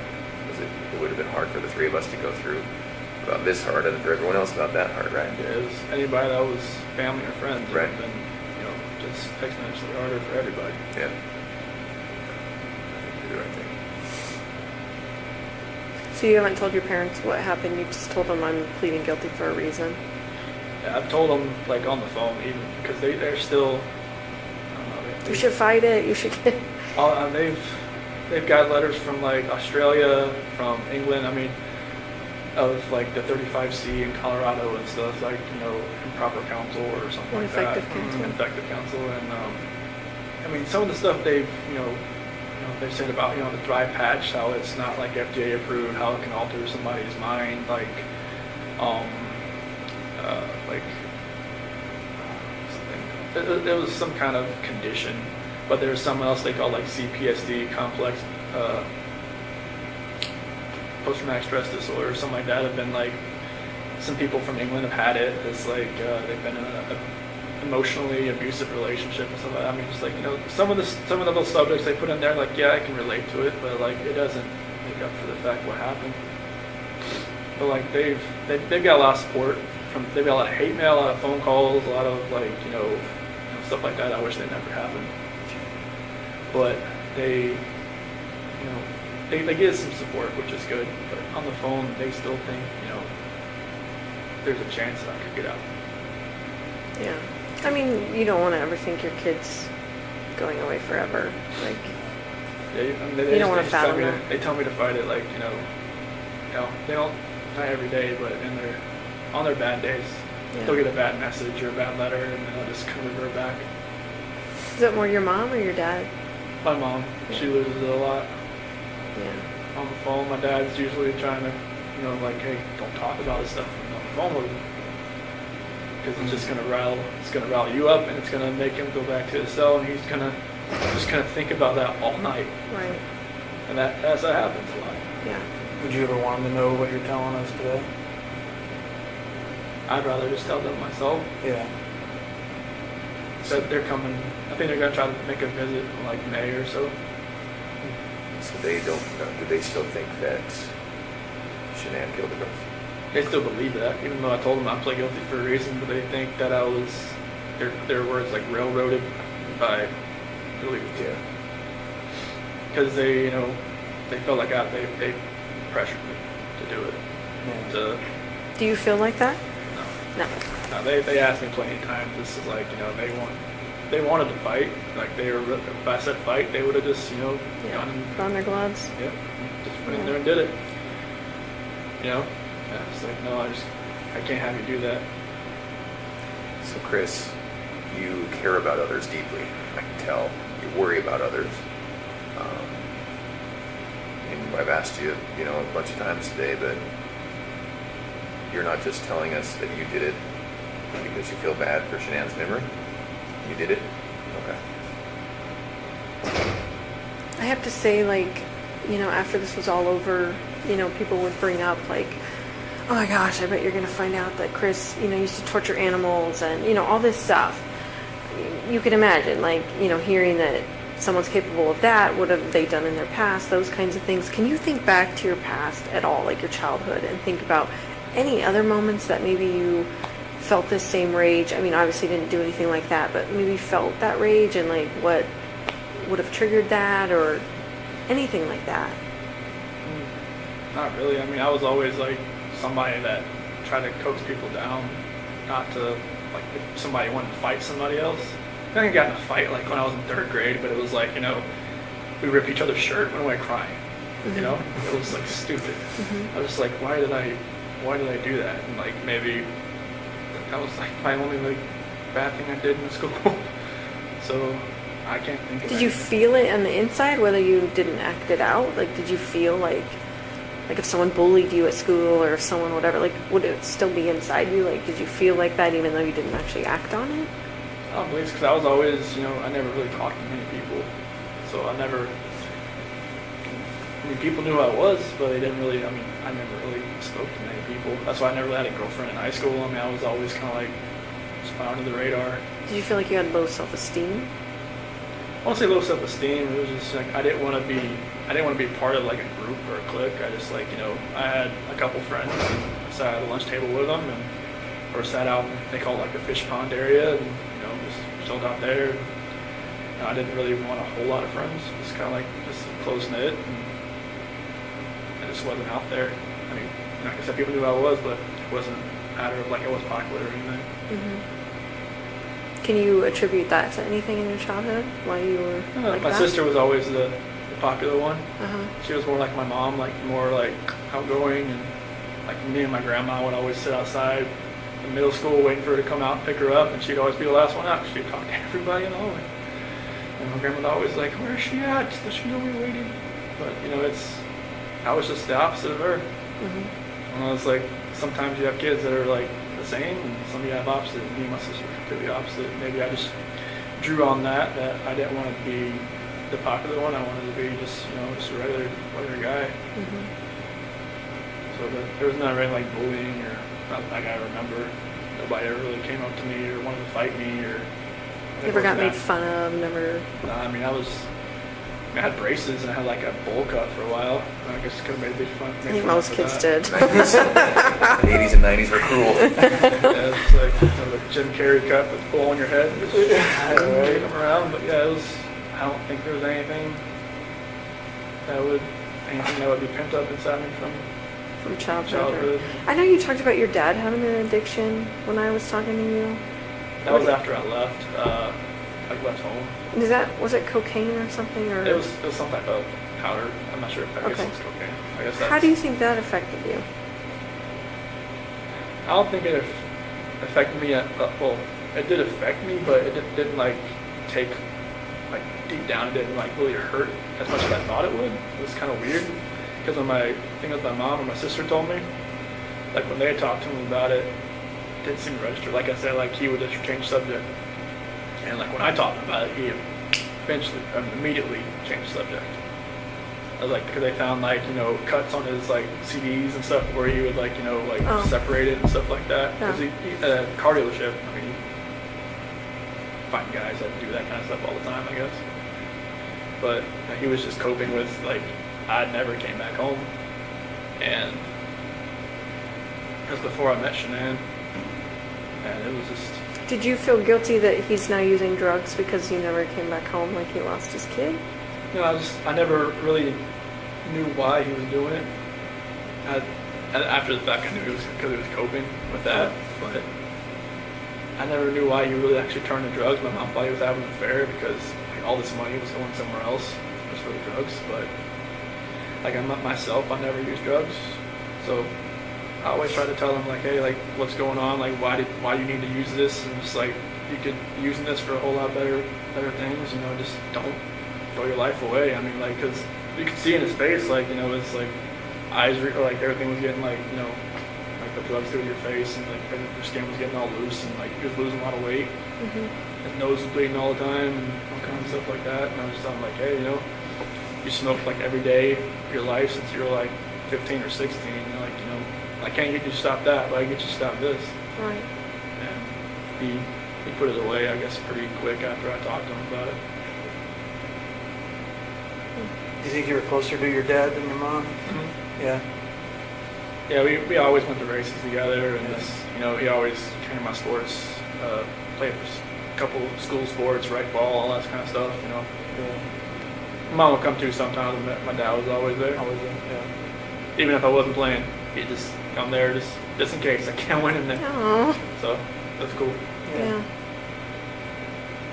Well, I wondered if they hadn't visited because they weren't ready to visit, or if it was a money thing, or you know, like Visit here getting the or- time off. Oh, no. Yeah, you like Visit here? Yeah, visit here. Well, I just told him like, well, they can't drive in the snow, so it's kind of like, you know, I don't want. It's These just- roads are bad. Yeah, it's I think it's like an hour from either Madison Airport, whichever Yep. way it is. I told him like wait till springtime. Good advice. Yeah, It's pretty brutal. it was yesterday. Do they have money to get here? They sold my toolbox to get some money to come out here. Okay. So yeah, so they'll come out here in like they said April, but I was like, you know, just maybe push it till June. They said they can sometimes have a blizzard out here in April sometimes too. Like the late spring blizzard, yeah. so lake effect stuff is crazy. Yeah. Mhm. And how are you doing mentally? I mean, the first time when I first came, I didn't know I was coming here. Obviously, I mean, when I was at DRDC, like They swooped you up, didn't they? I was there a week. Like first day I got there, they put me through the ringer. Like I had like 11 tests to do, like mental tests, like reading, math, all kinds of stuff just to see where my IQ was. And then I just sat there the rest of the week. And then Sunday came along, and after dinner they said, "All right, strip down and put this on." I'm like, okay. And then walked outside and put me in the van. I'm just like, good. I had no idea what was going on. and they stopped in Sterling, which really freaked me out. I was just like, I don't want to do this, because I heard so many horror stories about that place. And they just stopped to use the bathroom, and then we kept going. In the prison? Do they use the bathroom at the prison? Yeah, it was like at the watchtower outside. Oh. And we went into Nebraska, sheriff's office there, and then another sheriff's office in Iowa. Used the bathroom, ate breakfast, and then got here. I asked him, I only talked to him once. I'm like, can you tell me, like, where we're going? Like, just to destination state? He was like, I don't know. So it was like one of those, like, transport vans, like, where it was, like, had just the middle where I was sitting there, and I could see out the window, and I could see, like, they would put in an address each time. Like, they had, like, 4 sets of addresses to each one they had to go to. They just would never tell me where we were going to end up. What did they say your IQ was? I was like 140, 135 or something like that. Is that high? I don't even know what. That's good. That's above average. Yeah. Yeah, it was tipping back to high school for real. I'm like, Train parts of the city on all that stuff. yeah, there was a lot of word problems, a lot of like geometry, a lot of like patterns. Like if this was moved this way, and then it was like a series of them. Like, all right, what's this one going to be? Just a lot of stuff like that. But like the further you got along, the harder it got. I was just like, it's like great. And it was like they give you this little take that pen and take the little tube out in the middle, and that's where you're using to fill in these little Scantron sheets and everything. I felt like I was in high school again. Do you know how long you're going to be here? Neither do I, by the way. And do you know, are you going to get a job? If since I'm staying here, well, since I've got staffed here, you have to work. Oh, so what's your job now? I don't have one yet. Okay. They haven't moved me out of the acceptance and evaluation assessment and evaluation You're project. still in that phase? Okay. And how long will that take? Well, right now, like since I've been staffed here, I'm just waiting for them to move me over to a different unit. And are you in Gen Pop right now?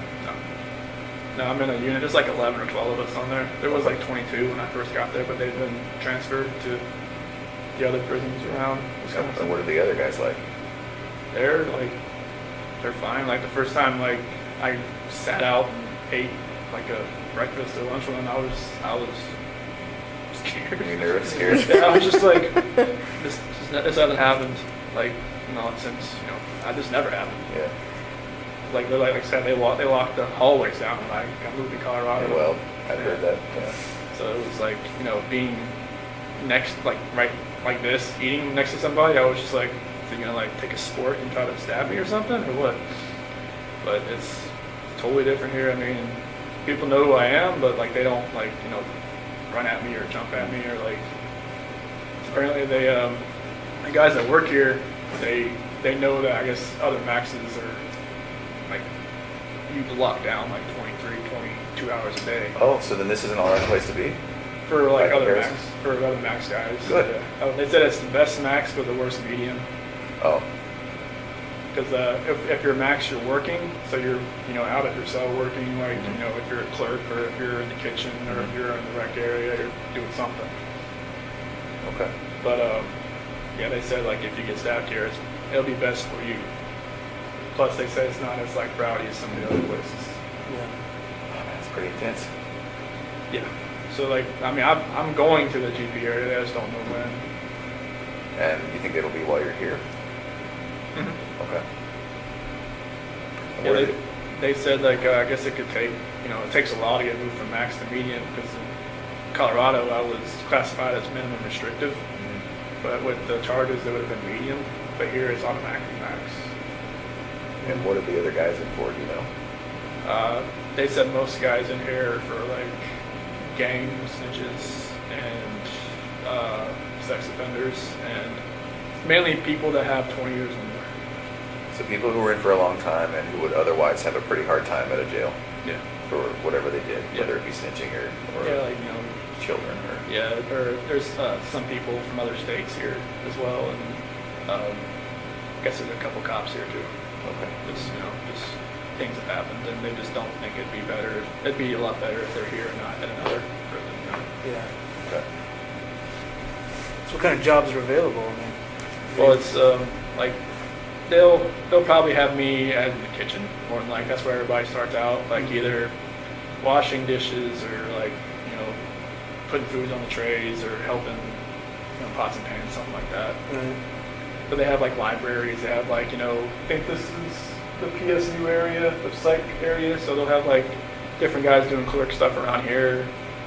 I mean they have over like 300 GP guys here that are like live here. So they have a job for every one of them. Wow. There's even a guy that shovels the sidewalks. I think we saw him. Yeah, we saw him. Yeah. Yeah, I don't know if I want to be that guy. Not here. Do you go to therapy? Do you see a psychologist? There's actually the one her name's like Javier or something like that. She seems like once a month, and she's actually from Aurora. Really? Yeah, it was weird. I walked in, I saw a Bronco flag. I'm like, okay, who are you? But yeah, it's. So does she give you therapy, or? No, she just like talks to me just to see if I need anything, or if like if I need psych meds, or if I need anything like that, which I've declined all that stuff. But most people in my unit have meds. That's just to have them, or do you think they need them? Well, it's like a special management unit. Like they just put me on there to keep me away from GP. And like most people are either like just have like some type of medication they're on. But you don't take anything? No. They just keep me on there until the security advisor says, he can get moved to GP down the hall. What kind of stuff, like food and stuff, do you miss the most from the outside? Food? Yeah. Well, I know from, my last time in North Carolina, Bojangles, that was really good. I don't know if you guys ever go to North Carolina or no? Is that barbecue? It's chicken and biscuits. Mm. And that barbecue place down the street from the PD. Mm-hmm. Forget what. Smokehouse. Yeah. George Boys. Yeah. Yeah. Yeah, the burn ends. I miss that. And just I miss Shanann's cooking. That's for sure. Like her spaghetti sauce and her fried pizza. Yeah. Fried pizza? I don't think I've heard of that. What is I've that? never heard of that. So her mom has, or I think it was her mom, her grandmother on her mom's side had this this dough, homemade dough you can make, and just make up the dough, and she would make it up with Bella and Celeste sometimes, so like a little smaller one, but she would make the really big one, and then she would put it in the oven, the bottom oven, and let it sit there for a couple hours, not with it on or anything, just let it rise, Mm-hmm. and then once it's done, take it out, form it, throw the spaghetti sauce she has, and spread it around, and throw the mozzarella and pepperoni and put it on the oven 350, and But what part of it is fried though? well, they have some parts that you put on the grill, you can put it on the Okay. stove too. Okay. It's really good. I mean, it's really thick, Yeah. so you got. Apparently we need this from Yeah. Sandy. I will work on that. Yes. Write a note. Yeah, Are you able to stay out of trouble here? yeah. Nobody's getting any fights? You're not getting written up for anything? You're not getting... I try to keep a low profile here, so I don't want to. Because they say if you get like 2 contact reports, they'll ship you out if you work here. They don't want. To another location? Yeah, Oh, so then does that incentivize people keeping their nose down? yeah, Okay. yeah. Because I guess a couple guys got busted for having a cell phone. Oh, How they got it in? No kidding. Yeah. Like that stuff just baffles my mind how that stuff gets to. I mean, they won't even let, like, if somebody sends me a letter and it has, like, like, someone sent me a Christmas card with glitter on it. They'll let me have it because it's glitter. Because it's, like, it's contraband. So, like, yeah, I don't know how people get cell phones and stuff in here. So what do you do with all these letters that are coming into you? Most of them, like, I just have, like, this, if somebody writes me once, I'll never write them. Just because I don't know, like, who they are, like, where they're from. I'll keep it. If it's like a weird letter, I'll shred it up, throw it away. If it's like a supportive letter, I'll keep it around, just like a supportive letter. And then like I've had some people like write me like a second and third time, but they've changed the way they talk, or like they've said different things. Like there's like this dude in like California that wrote me. He's a senior in high school, and wrote me. He's like, okay, dude. I look at the name, like, okay, shred it up, threw it away. He wrote me again, like 2 weeks ago. Totally different. Like, never mentioned like his age, never mentioned his study. Like, hey, like I support you. I'm like all this, like that. Like, if I didn't recognize his name, I would have known like he was just an 18-year-old kid, senior, trying to just like probably just get information, trying to, you know, because there's been like journalists and like other people like you can kind of tell like they ask a lot of questions, but I try to like take into effect who's writing me and like just not to respond. Like I've responded to a few people just because like either my parents have talked to them on the outside and then I kind of know, okay, it's a real person. Oh. But like there's some people that like it seems like they're just trying like to get help for themselves too. Like some people ask like, you know, like just for spiritual advice. They're asking for spiritual advice from you. Yeah, like, you know, if they're not asking about the case, I'll write them back. If they ask about the case, I don't write them back. Yeah. You think you'll be in love again? There's a lot of women out there that are in love with you. No. I don't think that's going to happen. I'm not the guy that's down the street or whatever it is. I've heard enough about that guy since I've been here. What have you heard about him? He got engaged over a letter. He did, yeah. That's pretty insane. But yeah, I don't see myself being in love ever again. Do you have some ladies that are giving you a lot of, like, just telling you that they're in love with you and that kind of stuff? Well, I've had a couple letters that have been like, you know, I hear you get a lot of letters from lady friends that tell you all you need to know. And I'm like, I don't get those letters. Trust me. Like I guess there was one letter in Colorado, someone sent me a picture of them in a bikini, and then it's like went on from there. That was like the only letter I ever got. That was like that, but the press took it and just went with it. Yeah. Do you ever get requests from the press? Mm-hmm. And how does that work? Just tear it up, throw it away. Oh, so are you personally already planning? Well, I don't like, you know, kind of back. Would they allow you to talk with them? Would they allow men here to talk with you? I don't know. I guess some stations have asked to come in here and talk to me, but they have told them no. Oh. But I've gotten letters from like, you know, Denver stations and whatnot wanting to talk to me. And then quotation marks off the record. I'm like, yeah, right. Okay. Anything I write. Yeah, you're right. Yep. So yeah, I just tear it up, throw it away. Have you thought about, like, writing a book or anything like that? No, that's, you know, nothing like that. What do you- My mom and dad have been, sorry, what was it? No, go ahead. My mom and dad are saying maybe you should like write down like how you feel or like, you know, how you've been dealing with this type thing. Just write it down and that would be my story. But I'm just like, I'm not writing a book. That's not me. I mean, I've always had a really crazy imagination as well. Like when I was a kid, like I even convinced my teacher I went to Japan over the summer or to China or something. But she said, you know, like, you know, you should just write down, like, you know, your story, like, how you've coped with this. Why did you convince your teacher you had gone to another country? It was just, like, what you did over the summer. And I was like, oh, I went to China. I just started writing. And she actually believed it. I was really convincing. So you're a smart dude. Yeah. It was, and they, like, parent-teacher conference said, so how was China? What? Nope. So earlier you were talking about how this experience you're gonna want to help people. What do you mean by that? So like there's a couple letters that I've gotten. Like this one girl, she's in like an abusive relationship and she just can't find a relationship like with God. And like I never read the Bible before all this. Like in Weld County, I read it because, you know, Right. in the segregation hole there, it was like that was the only book I got. And I was like, okay. I read it cover to cover, and I never thought I could, being how many pages were in the Bible, but Right. it stuck with me, and like I've been reading it more and more here. Like I got a different version here. I've just been reading it and just writing down like a couple scriptures a day, like to give to my mom and dad. And they've been like making a little journal and stuff like that. And my Uncle Johnny and his wife Martha, they're actually missionaries, and one of my cousins is actually as well, and they've been helping my mom and dad. And they looked at a couple of my letters, and they were amazed at how mature I've gotten with like the Bible and everything, the Scripture and everything. It's just like one gift that I did get was a good memory, as far as like being able to memorize stuff. Right.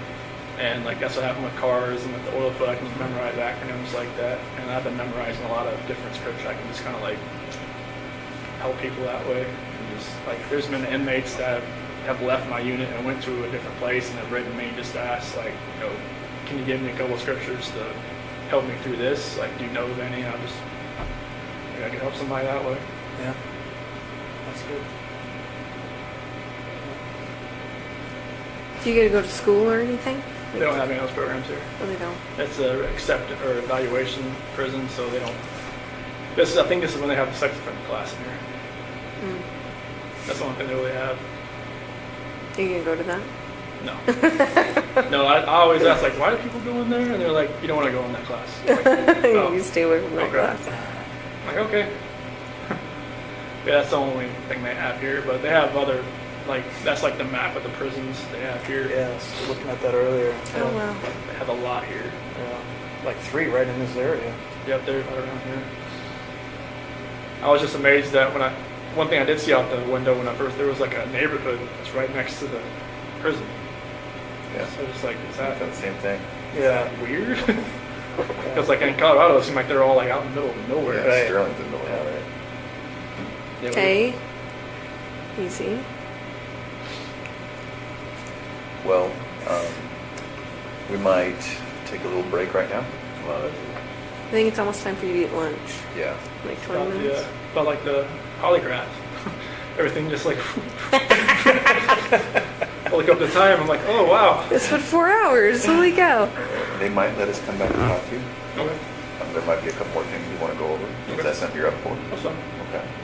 And then the other thing is, we might be back in a month and a year and 2 years, if you're up for it. Okay.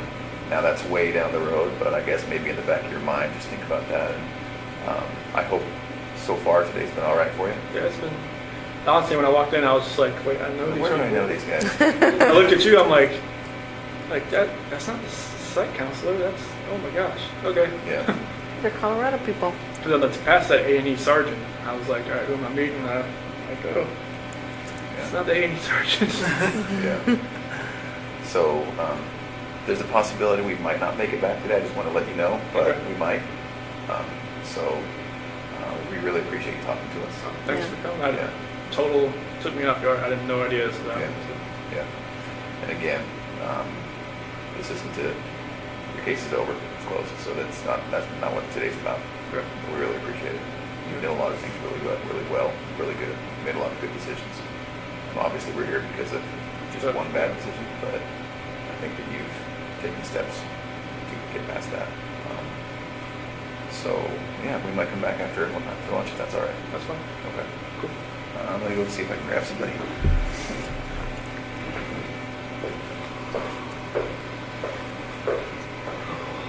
So airport you guys fly into? Yeah. I think I had the better drive. I think you probably did too. Mine was like 50 minutes. Theirs was like 2 hours. Yeah, It was snowing. It's pretty snow. nasty Lake out there. effect. Yeah, the wind's blowing. Not like wind like Colorado then? It was a hell of a lot colder. Yeah. Well, and yeah, the roads aren't getting cleared like they would get cleared in Colorado. I think they just have so much. Yeah, you it know, just that- comes in and just dumps. Yeah. Colorado it just melts within a couple hours Right. here. Just, honestly, I haven't seen it melt here since I've got Well, that's the here. thing. Everyone's Yeah, houses are piles. just piled, you know, like, oh, it's the next snow, and they just pile it on top. So it doesn't look like anything melts. No. Which is the problem. So. Yeah. Okay.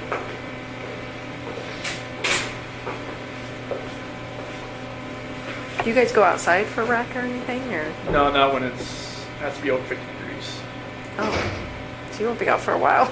No, they have like a rec, like a little basketball court down the hall from where my unit is. So we get there about 5 days a week for like 40 minutes. Nice. So it's a good chance to just get out and just run around a little bit, just Mhm. stretch your legs a little bit. Yeah. Any weights or anything you can use? Yeah, there's some weights in there. We go with another unit, and they're it's the infirmary unit that goes with us, and most of them are like in wheelchairs and whatnot. Mhm. So we're kind of like I just like let them do. I don't want to get in the way. Just like let them like there's like the pull downs and the lats and all that kind of road machine and stuff like that. So it's pretty cool. Yeah, but I think they have like a track or something like there you can run around. Yeah. Once we can go outside. Mm-hmm. Colorado, they let you go outside. Like, I never went outside, but like at the DRDC, they just said, "Do you want to go outside? Let you go outside. But it's cold." Thanks. Buyer beware. Hey, let's you want to wreck today? You're like, no. Like, no, it's like 30 degrees outside. You can go outside if you want. It's like, okay. But their version of wreck was like they'll put you out in a little cage and let you like kind of walk around for a little bit Yeah. at DRDC. It was a little different there. Hey, if we don't want to come back, I just want to let you know, I talked to your dad the other day. Okay. And just to get your property released to him. Oh, the phone and stuff? Yeah, Okay. your phone and what else? Wallet. Your wallet. Okay. Yeah, and we have some other things too, so. But I have to wait for the DA to release all that stuff and then Okay. red tape crap. So. Gotcha. But then we'll send it off to him. Okay, awesome. Thank you. Yeah, I know he wanted my phone, just that there was Yeah. a lot of pictures on there. That's what he said. I think I had that phone since like 2016, so there's a good amount on there. Yeah. If we don't make it back today, it's going to be because of some of their scheduling. It's not that we don't want to talk to you some more. Oh, this is fine. There's more things we can talk about. Okay. But if we don't make it back, that's why. Okay. Yeah, it's a holiday, so I figured they'd be pretty much open. Yeah. Yeah. So I didn't see many people walking through the hallways when I came down here. Usually there's a ton. Of visitors or what? No, just a ton of people, just like workers walking up and down. Did seem I pretty see. sparse. Yeah, it did seem sparse, didn't it? That was one thing I was shocked about when I walked around here. I was always used to seeing everybody in handcuffs walking around the hallways. Here, just walk up and down. That is interesting, right? I thought the same thing. I couldn't tell who was who. Yeah, it's like You can't necessarily you tell. you see the red tag, it's like an inmate, but it's somebody else. It's somebody who works here. Oh. Or like somebody that's like actual civilian that works here. So then you're not in shackles and handcuffs that often? I haven't been since I got here. You're kidding. Huh. That's why I was amazed. I was like, when the guy took me in the hallway, I was like, anything? No, just keep walking. Yeah. That's my psych counselor was saying. This isn't a max when she first got here. Like no, it's like max or something. They just like if you want to act up, they'll You put want you to in. abuse it, you'll learn those shackles back. Oh yeah, they'll put you in handcuffs, take you to the hole, Yeah. Yeah. and then they'll ship you out of here. They have a solitary here? Oh yeah, they'll strap you out to the bed. Oh, yeah? Yeah. Jeez. You can't move. Yeah. A reminder of, yeah, behave, right? Yeah, it's like don't Not that you don't need it, don't but- pass food, don't pass anything that's not yours. Otherwise, you're gonna. Do you get to buy like commissary and stuff? It's different here. It's like a bubble sheet instead of like Colorado is like a little touch screen you can do. Uh-huh. But here it's like a little Scantron. You send it off to like Missouri, and it's the same company, but it just takes longer to get here. Mm. Yeah, it's Like what kind of stuff can you buy? like ramen soup and peanut butter and oatmeal, like lemonade mix, stuff like that. I usually just get the oatmeal and the ramen soup. Do your parents put money on your books then? Yeah, I'm not sure how like that restitution stuff's gonna work. I'm sure like that'll like whoever sent me money on the canteen will probably like it'll take a little bit of it too. Oh yeah. It's right here. Okay. Ready? Yeah. Alright. Thank you. Thank you, Chris. All right, thank you. All right.